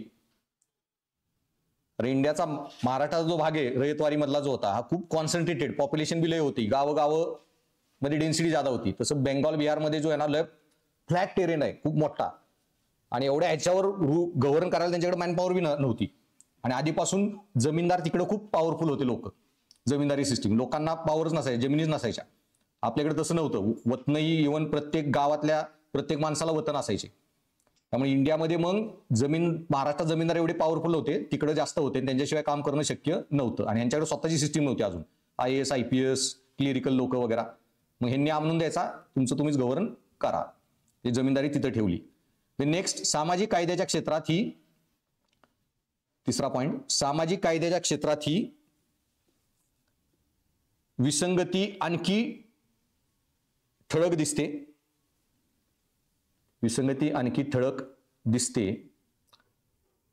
1857 पूर्वी उपयोगितावाद, 1857 पूर्वी उपयोगितावाद, युटिलिटेरियनिझम, 1857 पूर्वी उपयोगितावाद, युटिलिटरिझम, आणि सुसमाचारवादी मानवतावाद, सुसमाचारवादी मानवतावाद, त्याला म्हणतात इव्हॅन्जिकल ह्युमॅनिझम, इव्हॅन्जेलिकल, की एक ख्रिश्चन म्हणून दुसऱ्यांना सुधारण्याची आमच्यावर जबाबदारी आहे, त्यांनी कायदे केले आणि भारतात समाज सुधारणा केल्या, ते व्हाईट्समॅन बर्डन वगैरे. सो उपयोगितावाद म्हणजे सांगितलं ना, सती प्रॅक्टिस बंद करण्यामागे उपयोगितावाद सिद्धांत जो होता नीतिशास्त्रातला, की बाई एक सती प्रॅक्टिस बंद केली, किती महिलांचे जीव वाचतील, उपयुक्तता, फायदे किती, तोटे किती, कॉस्ट बेनिफिट अनालिसिस. आणि मग बेंटिकला जे राजाराम मोहन राय तिकडे गेलते, क्वीन व्हिक्टोरियाला भेटले, सती प्रॅक्टिस बंद करा म्हणून. मुघलांचा जो राजा होता ना अकबर सेकंड, त्याची पेन्शन इंग्रजांनी कमी केली, त्याचे लॉयर म्हणून राजाराम मोहन राय लंडनला गेले केस लढायला. भारताच्या सुप्रीम कोर्टाची अपील असायची लंडनच्या सुप्रीम कोर्टात, हायर अपील करायला. आणि तिथं गेल्यावर त्यांनी बंगालच्या सगळ्या लोकांची सह्या घेऊन गेलेलं पत्र व्हिक्टोरियाला दिलं, व्हिक्टोरियाने ते बोर्ड ऑफ कंट्रोलला पाठवलं, बोर्ड ऑफ कंट्रोल बेंटिकला दिलं, आणि बेंटिक ह्यांचा मित्र होता बेंथॅम, जो आपल्या नीतिशास्त्रातला उपयोगितावादी सिद्धांतावाला, तो लंडनचा होता. आणि दुसरा जो सिद्धांत आहे कर्तव्यवाद, कांत, तो जर्मनीचा होता. मग यांनी बेंथॅमला जाऊन भेटले, राजाराम मोहन राय पण तेव्हा, आणि बेंटिक जाऊन ह्यांना भेटला, बेंथॅमला पण, राजाराम मोहन राय बी भेटलेले बेंथॅमला. आणि त्यांच्या चर्चा झाल्यावर बेसिक नियम की बाई आमचं कर्तव्य आहे का धर्मातली एखादी परंपरा बदलणे वगैरे, तर त्यांनी जे बेसिक उपयोगितावादाचा जो सिद्धांत आहे, धर्म काही असून काही सांगू, जे आपण नीतिशास्त्रात एक प्रश्नाचं उत्तर लिहिलेलं, ते त्याचंच वाक्य होतं, परंपरेची नैतिकता तिच्या पुरातन असण्यावर नव्हे तर तिच्या समाज कल्याणातील योगदानावर ठरते. Okay, so rightness of a tradition ही ती किती जुनी आहे म्हणून ठरत नाही, सती प्रॅक्टिस किती जुनी आहे म्हणून योग्य नाही ठरणार. सती प्रॅक्टिस मग समाज कल्याण होत असेल तर चालवू, नाहीतर नाही. उपयुक्तता आहे का, आणि बंद केली तर काय, करोडो पुरुषांचे माती फिरतील की बाबा आमची प्रथा बंद केली, पण चालू ठेवली आणि बंद केली तर फायदा काय, लाखो महिलांचे जीव वाचतील. मग लाखो महिलांचे जीव एका बाजूला आणि करोडो लोकांची डोकेदुखी, बाई काय जास्त महत्वाचे, जीव वाचवणे. सो ह्याच्या तत्वावर मग पुढे बरेच समाज सुधारणा ज्या झाल्या त्या बेंथॅममुळे उपयोगितावाद. सो पूर्वी उपयोगितावाद आणि सुसमाचारवादी मानवतावाद, इव्हॅन्जेलिकल ह्युमॅनिझम प्रभावाने ब्रिटिशांनी सतीबंदी, ठगी दडपणे, ठगी सपरेशन, विधवा पुनर्विवाह, स्त्री शिक्षण असे सुधारणावादी कायदे केले.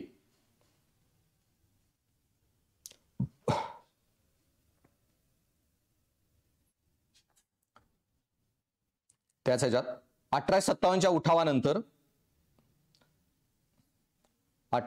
उठावानंतर मात्र रूढीवादी भावना दुखू नयेत म्हणून सामाजिक हस्तक्षेप थांबवला.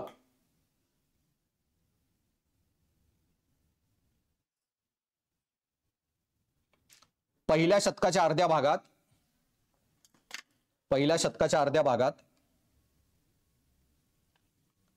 उदारमतवादी सुधारणावादी, पहिल्या शतकाच्या अर्ध्या भागात उदारमतवादी सुधारणावादी ब्रॅकेटमध्ये लिबरल अँड रिफॉर्मिस्ट, उदारमतवादी सुधारणावादी लिबरल अँड रिफॉर्मिस्ट पॉलिसी. तर दुसऱ्या अर्ध्यात रूढीवादी यथास्थितीवादी, conservative and status कोइस्ट.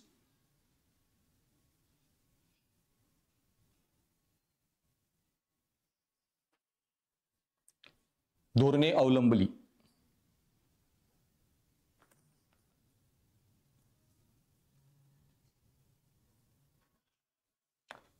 Next point, प्रशासकीय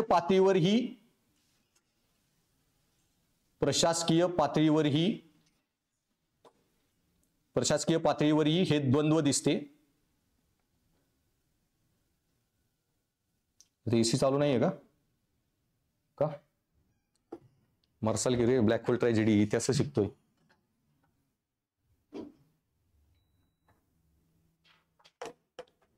डोक्यावर वारा असेल तर साईडला बसा. प्रशासकीय पातळीवर द्वंद्व दिसते. 1773च्या रेग्युलेटिंग ऍक्ट पासून 1833च्या चार्टर ऍक्ट पर्यंत, 1773च्या रेग्युलेटिंग ऍक्ट पासून 1833च्या चार्टर ऍक्ट पर्यंत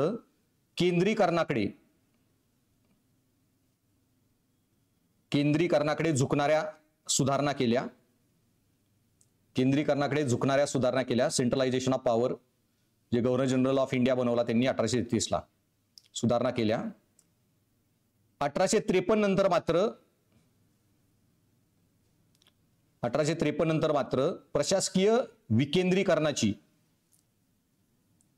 विकेंद्रीकरणाची भाषा सुरू केली. कोण महत्वाचे होते दोघं विकेंद्रीकरण करणारे? मेयो फायनान्शियल डिसेंट्रलायझेशन आणि पॉलिटिकल कोणी केलं? रिपन.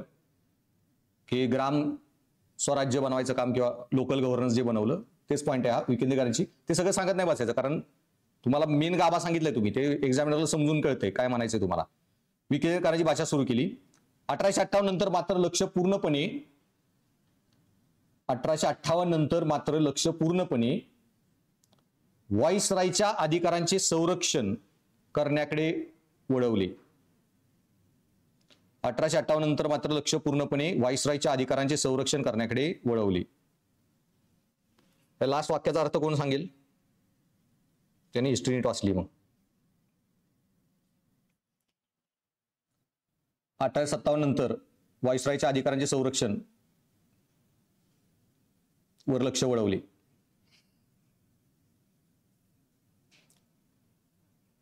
काय अर्थ आहे? अरे 1857 नंतर काय झालं? 53 नंतर त्यांनी काय केलं? लोकल गव्हर्नमेंट बॉडीजला पॉवर दिल्या, असेंब्लीजला हे जे आहेत मुंबई मद्रास प्रेसिडेन्सीच्या पॉवर माघारी दिल्या. परत पुढे लगेच लॉ मेकिंग मध्ये इंडियन लोक असोसिएट केली. स्थानिक लोक पण असतील, बरे नॉमिनेटेड असतील, पण ती कोण असणार आहेत? काही भारतीय लोक पण कायदा बनवणार, नॉमिनेटेड. जे कुठले हे जे मुंबई मद्रास प्रेसिडेन्सीमध्ये जी हे केलं ना लेजिस्लेटिव्ह काउन्सिल, कायदे मंडळात, ऑटोमॅटिकली काय आहे आता तुम्ही कायदे मंडळामध्ये बाहेरचे लोक घेताय. आता 1858ला जे कायदे मंडळ होतं ना दिल्लीचं, त्यात 12 मेंबर होते. Governor general, commander in chief आणि त्याचे 4 एक्झिक्युटिव्ह काउन्सिलची 4 लोक. टोटल किती झाली? 6. बाकी कोण असणार आहे? तर त्यातले लॉ मिनिस्टर एक होता आय गेस वगैरे, आणि 4 प्रेसिडेन्सी जे आहेत ना मुंबई मद्रास वगैरे, ते आपला एक माणूस पाठवणार. ओके, ते 4 लोक असे मिळून ते 12ची जी बॉडी होती. आणि नंतर त्यांनी काय केलं की हे जे 4 लोक वगैरे आहेत ना त्याच्यात इंडियन पण असोसिएट करायचे, यांचा नंबर अजून वाढवला इंडियन. आणि राजे महाराजेच पहिल्यांदा अपॉइंट केले ते स्वतःच्या कन्व्हिनियन्सनी. पण हे जे राजे महाराजे जर आता आले तर पहिल्यांदा काय होणार आहे? सपोज 4 राजे, 4च्या 4 भारतीय राजे महाराज आहेत, यांनी 2-3 जणांना अजून गटवलं 12 मधल्या, आणि 5 आणि 6, 7 अशी मेजॉरिटी झाली गव्हर्नरच्या साईडला. गव्हर्नरला कायदाच बनवणार येणार नाही विधिमंडळात. ऑटोमॅटिकली काय करावं लागणार आहे? गव्हर्नन्सला काय द्या? Ordnance making power. चेक करा ऑर्डिनन्स मेकिंग पॉवर कधी आली? 1800. आणि त्याच वेळी काय झालं? हे लोकांना, इंडियन लोकांना जे डिसेंट्रलायझेशन करून असोसिएट करायला चालू केलं लॉ मेकिंगमध्ये. त्यानंतर खाली विधिमंडळांना पॉवर दिल्या, मद्रास, मुंबई सगळ्यांना कायदे बनवायच्या. 1853 मध्ये मिनी पार्लमेंट बनली, मिनी पार्लमेंट, आणि त्यांना अजून पॉवर डिव्हॉल्व केल्या. आता त्यांनी एखादा कायदा बनवला किंवा विधिमंडळ दिल्लीमध्ये पण सगळ्यांनी मिळून एखादा कायदा बनवलाच, गव्हर्नरला तर बनवताच येणार नाही जर त्यांची मेजॉरिटी असेल तर त्यांची मेजॉरिटी असली तरी स्वतः कायदा बनवेल ऑर्डिनन्स. आणि त्यांनी एखादा कायदा बनवला पण मला पासच नाही करायचा, तर काय करावं लागणार? विटो पॉवर. विटो कधी दिला? 1861. तो पॉइंट आहे की गव्हर्नरला कसा इंटॅक्ट ठेवायचा, त्याचे पॉवर कशा हटल्या पाहिजेत, आणि मग ह्यांना थोडंफार लोकशाही देऊ. ची प्रोसेस पुढे 100 वर्ष चालवली. सो तो वाक्याचा अर्थ आहे. द नेक्स्ट, आर्थिक पातळीवर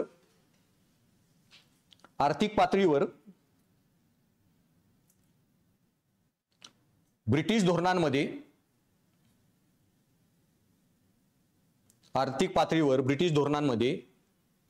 विविध टप्प्यांमध्ये परस्पर विरोध दिसून येतो. आर्थिक पातळीवर ब्रिटिश धोरणांमध्ये विविध टप्प्यांमध्ये परस्पर विरोध दिसून येतो.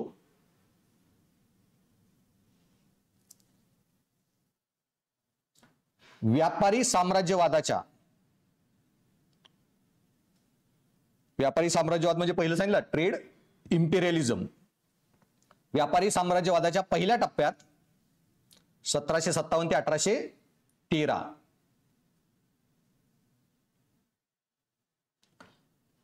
ब्रिटिशांचा उद्देश हा, पहिल्या टप्प्यामध्ये ब्रिटिशांचा उद्देश हा एकाधिकारशाही व्यापाराद्वारे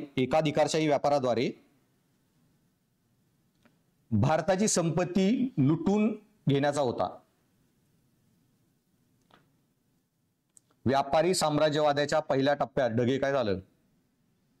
ब्रिटिशांचा उद्देश एकाधिकारशाही व्यापाराद्वारे भारताची संपत्ती लुटून घेण्याचा होता. म्हणजे काय? One way trade.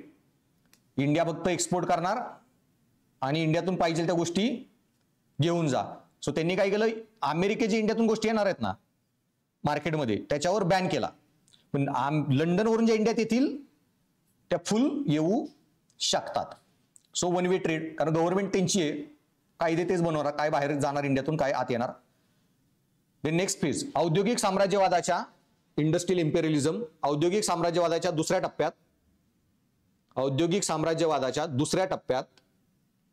1813 ते 1818 त्यांनी मुक्त व्यापाराचा प्रसार केल्याचा दावा करत, औद्योगिक साम्राज्यवादाच्या दुसऱ्या टप्प्यात त्यांनी मुक्त व्यापाराचा प्रसार केल्याचा दावा करत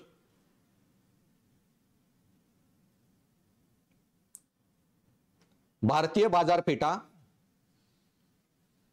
ब्रिटिश वस्तूंनी भरून टाकल्या. जे परमिशन अबॉलिश केली ईस्ट इंडिया कंपनीची, इंडियात गोष्टी आणल्या, फॉरेन गुड्स, इंडिया डिइंडस्ट्रियलाइज झाला, कमर्शियलायझेशन, लोक शेतीकडे वळली, मग शहरातली गावागावाकडे पोचली, शेतीवरचा भार वाढला, ते त्याचे पुढचे परिणाम. तिसरा, आर्थिक साम्राज्यवादाच्या तिसऱ्या टप्प्यात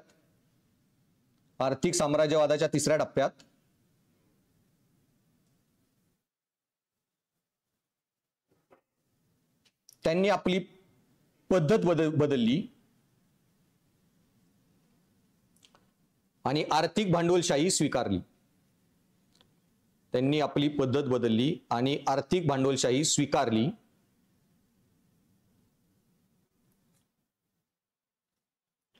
ज्यात भारतातील उद्योगात, आर्थिक साम्राज्यवादाच्या तिसऱ्या टप्प्यात त्यांनी आपली पद्धत बदलली आणि आर्थिक भांडवलशाही स्वीकारली. डॅश, ज्यात भारतातील उद्योगात ब्रिटिश भांडवल गुंतवले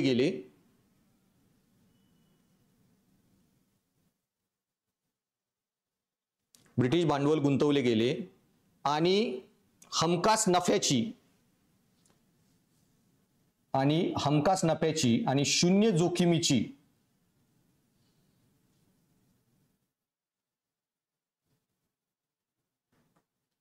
तजवीज केली. किंवा एक फिक्स रिटर्न तुम्हाला मिळणार, बिझनेस तुमचा चालू न चालू. रेल्वे बनवा, जेवढे पैसे टाकले, कोणी ट्रॅव्हल करू ना करू, मग आता पैसे कुठून देणार आहेत ते? रेल्वे टाकली, माणसंच कोण जात नाही त्या रेल्वेनी. 50 कोटी द्यायचे, कुठून देणार आहे? लोकांकडून जो टॅक्स कलेक्ट केला, तो टॅक्स सापायचा जो इंडियाच्या भल्यासाठी वापरला जायचा होता, सगळा कुठं जायला लागला? ड्रेन ऑफ वेल्थ, ह्या इंडस्ट्रीयलच्या पॉकेटमध्ये, फायनान्शियल इम्पेरियलिझम. ओके, देन पुढे त्याच्यातच नेक्स्ट पॉइंट, 1610 ते 1750 या काळात संस्थानिकांबाबत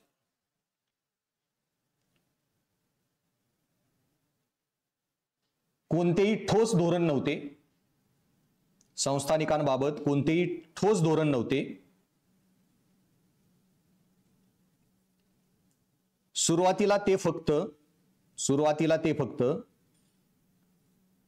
समान व्यापार अधिकारांची मागणी करत होते. सुरुवातीला ते फक्त समान व्यापार अधिकारांची मागणी करत होते.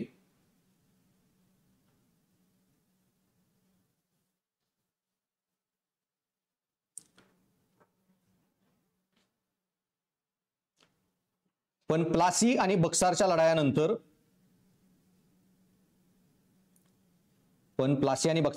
त्यांनी राजकीय वर्चस्वासाठी झुंज सुरू केली.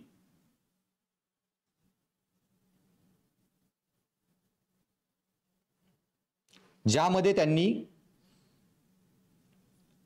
डबल ब्रॅकेटमध्ये लिहा policy for struggle of equality, की मलाही संस्थानिक म्हणून इथं मान मिळावा, कंपनीला इक्वल ट्रीट केलं जावं. झुंज सुरू केली, ज्यामध्ये त्यांनी policy of struggle for equality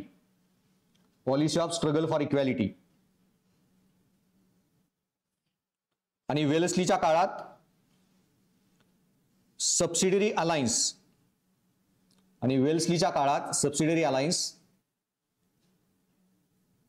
प्रणाली विकसित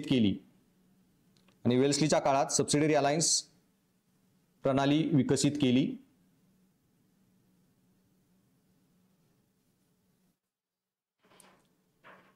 त्याच्यातच पॉइंटमध्ये भारतीय संस्थानांची सैनिकी शक्ती कमकुवत होताच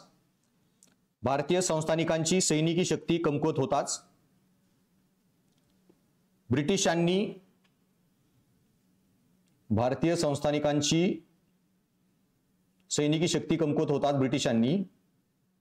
डॉक्ट्रिन ऑफ लॅप्सचा सिद्धांत लागू करून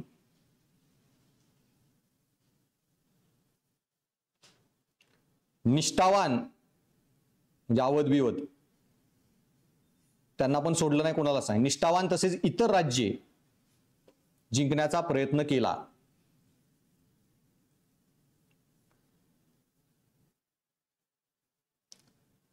केला. त्याच पॉइंटमध्ये 1857 नंतर मात्र अलिप्तता धोरण, पॉलिसी ऑफ सबऑर्डिनेट आयसोलेशन स्वीकारून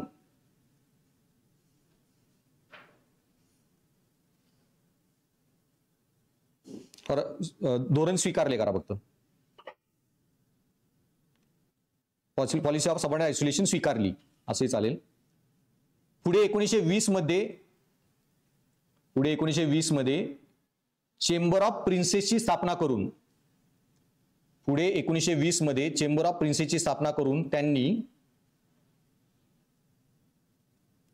त्यांनी धोरण पॉलिसी ऑफ सबऑर्डिनेट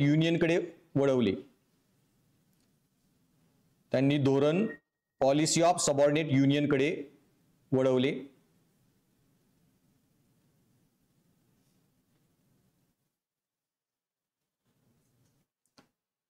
अखेरीस 1935च्या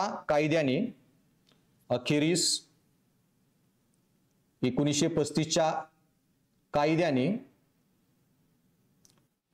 संस्थानिकांना भारतीय महासंघात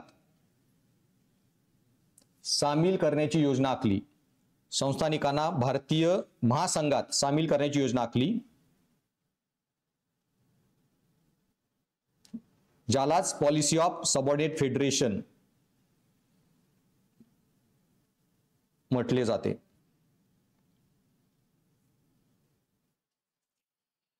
आता कळालं इथपर्यंत बेसिक की किती पॉईंट झाले, कुठल्या कुठल्या बदललेल्या पॉलिसी लिहिल्या तुम्ही, किती पॉईंट लिहिले, 6. डिटेलमध्ये आर्थिक कसे बदलले, ऍडमिनिस्ट्रेटिव्ह कसे बदलले, एक एक एक मार्क दिला, 6 मार्क लय झाले. इंट्रोपेन दिलाय, बऱ्याच घटकामध्ये सामाजिक आर्थिक आपल्याला हे डिबेट दिसतं. ऑटोमॅटिकली आता कन्क्लुजन काय करणार तुम्ही प्रश्नाचं, चर्चा करा म्हणले कन्क्लुजन द्यावं लागणार की चर्चा बाबा तुमचं हे यस दिसून येतंय की यांच्या पॉलिसी कंटिन्युअसली भारताबद्दल बदलल्या. मग आता का बदलल्या असतील, याची कारणं काय असतील.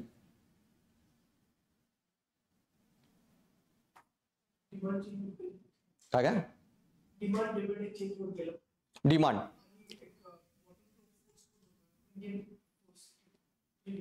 पण त्याच्यापेक्षा मेजर इश्यू होता की त्यांनाच गॅरंटी नव्हती काय करायचं.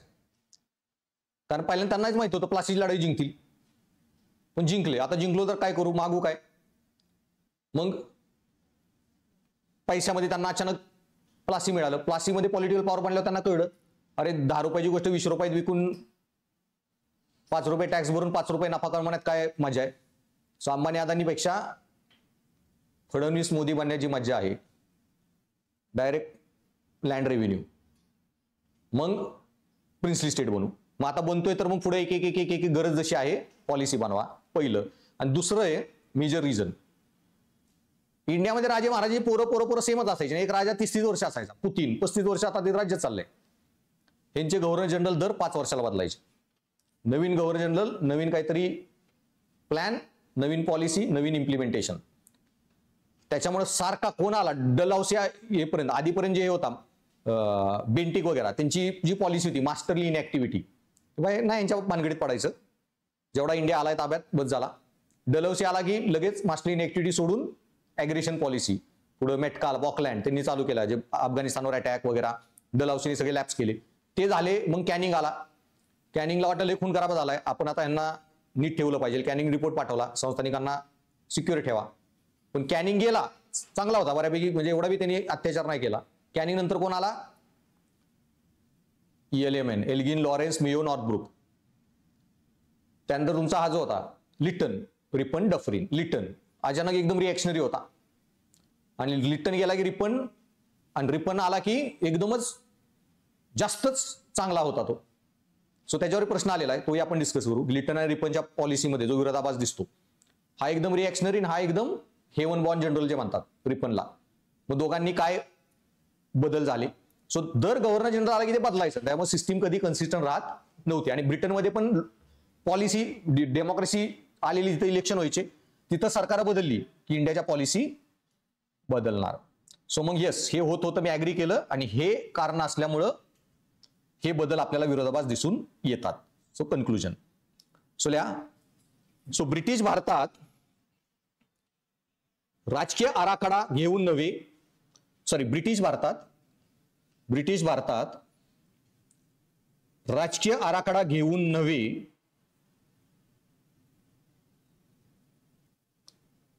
तर व्यावसायिक उपक्रमासाठी आले होते. ब्रिटिश भारतात राजकीय आराखडा घेऊन नव्हे, तर व्यावसायिक उपक्रमासाठी आले होते. परिस्थिती बदलली तशी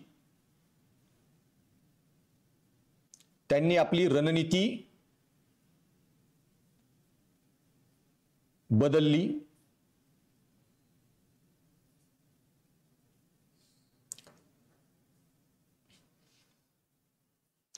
ब्रिटिश धोरणे ही संधी साधू होती. ब्रिटिश धोरणे ही संधी साधू होती.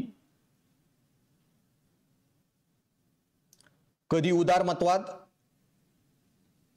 संधी साधू होती, त्याच वाक्यामध्ये सेमिकोलन, कधी उदारमतवाद डॅश रूढीवाद, कॉमा सुधारणा डॅश दडपशाही, तर कधी केंद्रीकरण डॅश विकेंद्रीकरण. उदारमतवाद डॅश रूढीवाद, सुधारणा डॅश दडपशाही, केंद्रीकरण कधी तर विकेंद्रीकरण अवलंबले.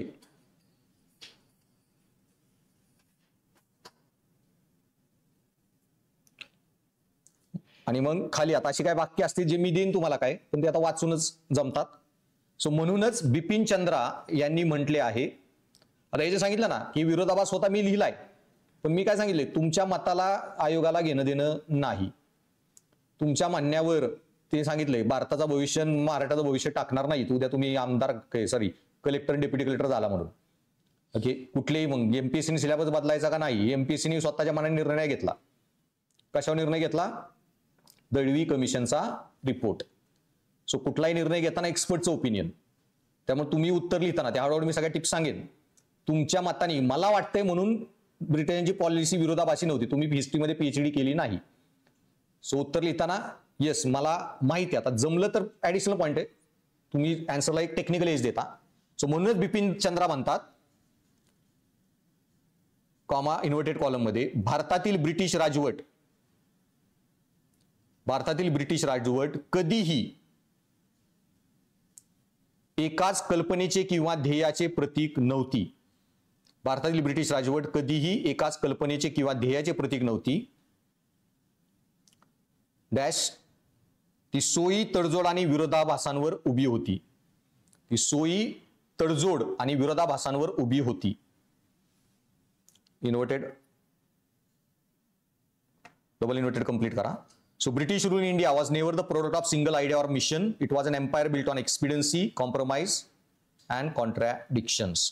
तुम्हाला हे वाक्य देतील आता उलटा प्रश्न म्हणून, याचंही उत्तर लिहिता आलं पाहिजे. बिपिन चंद्राचं म्हणण्याशी तुम्ही ऍग्री आहात का नाही. कळालं कसे अॅनालिटिकल क्वेश्चन कसे डील करायचे.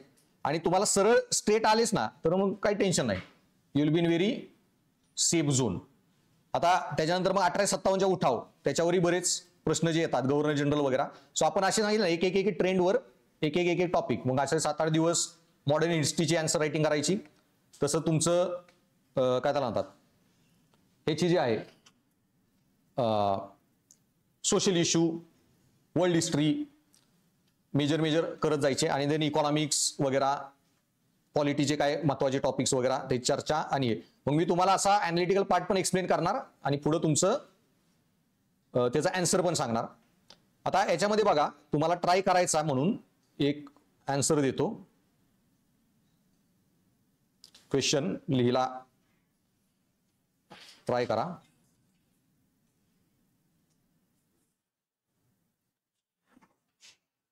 हा प्रश्न आलेला आहे यूपीएससी मध्ये. इंडियन सोसायटीचा आहे पण लय सोपा आहे म्हणून डायरेक्ट हे करा.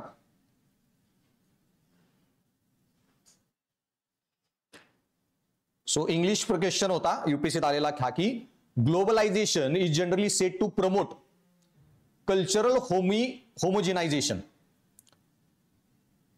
Globalisation is generally set to promote cultural homogenisation. की ग्लोबलायझेशनमुळे कल्चर एक संघ होतात, homogenisation. But due to this cultural specificities but due to globalisation cultural specificities appear to have strengthened.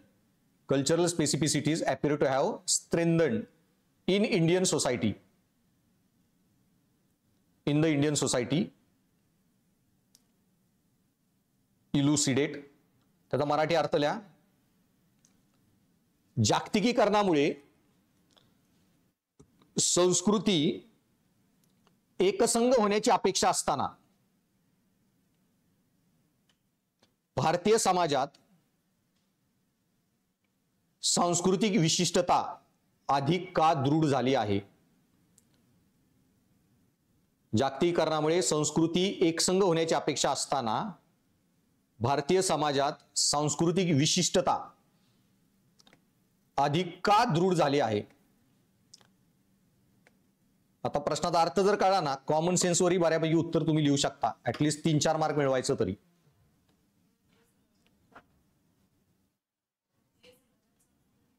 विविधता, विशिष्टता किंवा विविधता काही चालेल. अधिक दृढ का झाली आहे.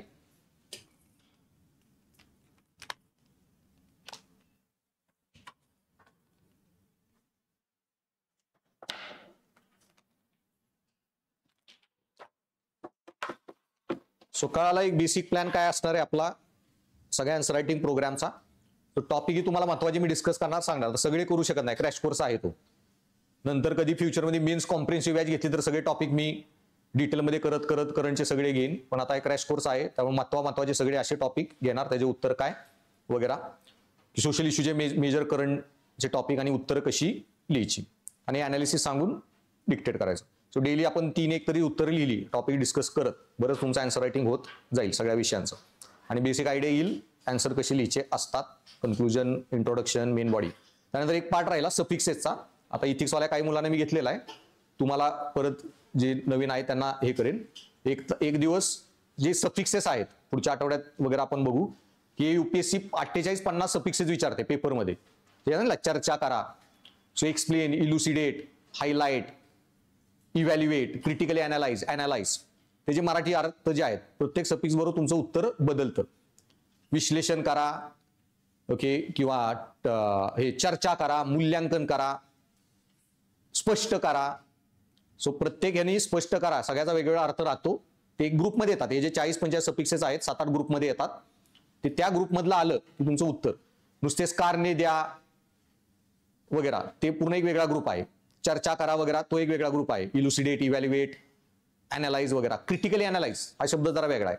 क्रिटिकल शब्द आला की उत्तरच बेसिकली फॉर्मॅट चेंज होता सगळा. सो तेही मी सफिक्सेस एकदा डिस्कस करेन आणि जेव्हा प्रत्येक प्रश्न बघू तो सफिक्स काय आहे त्याच्यानुसार ते उत्तर कसं बदलतं ते तुम्हाला ते उत्तर लिहून मग कळत जाईल. सो ते 45 सफिक्सेस आहेत. 1 तास मी ते सफिक्सेस त्याच्यावर काय प्रश्न आलेला एखादा सॅम्पल घेऊन तुम्हाला फक्त बेसिक सांगेन काय उत्तर लिहायचं आणि नाही लिहायचं. ओके, सो त्यामुळं मेन जे पार्ट आहे तुम्ही फक्त प्रिलिमवर फोकस करा. इथिक्स, एसे आणि आन्सर रायटिंग मेनचा सगळा part I will take care of. Okay, so good luck, see you tomorrow.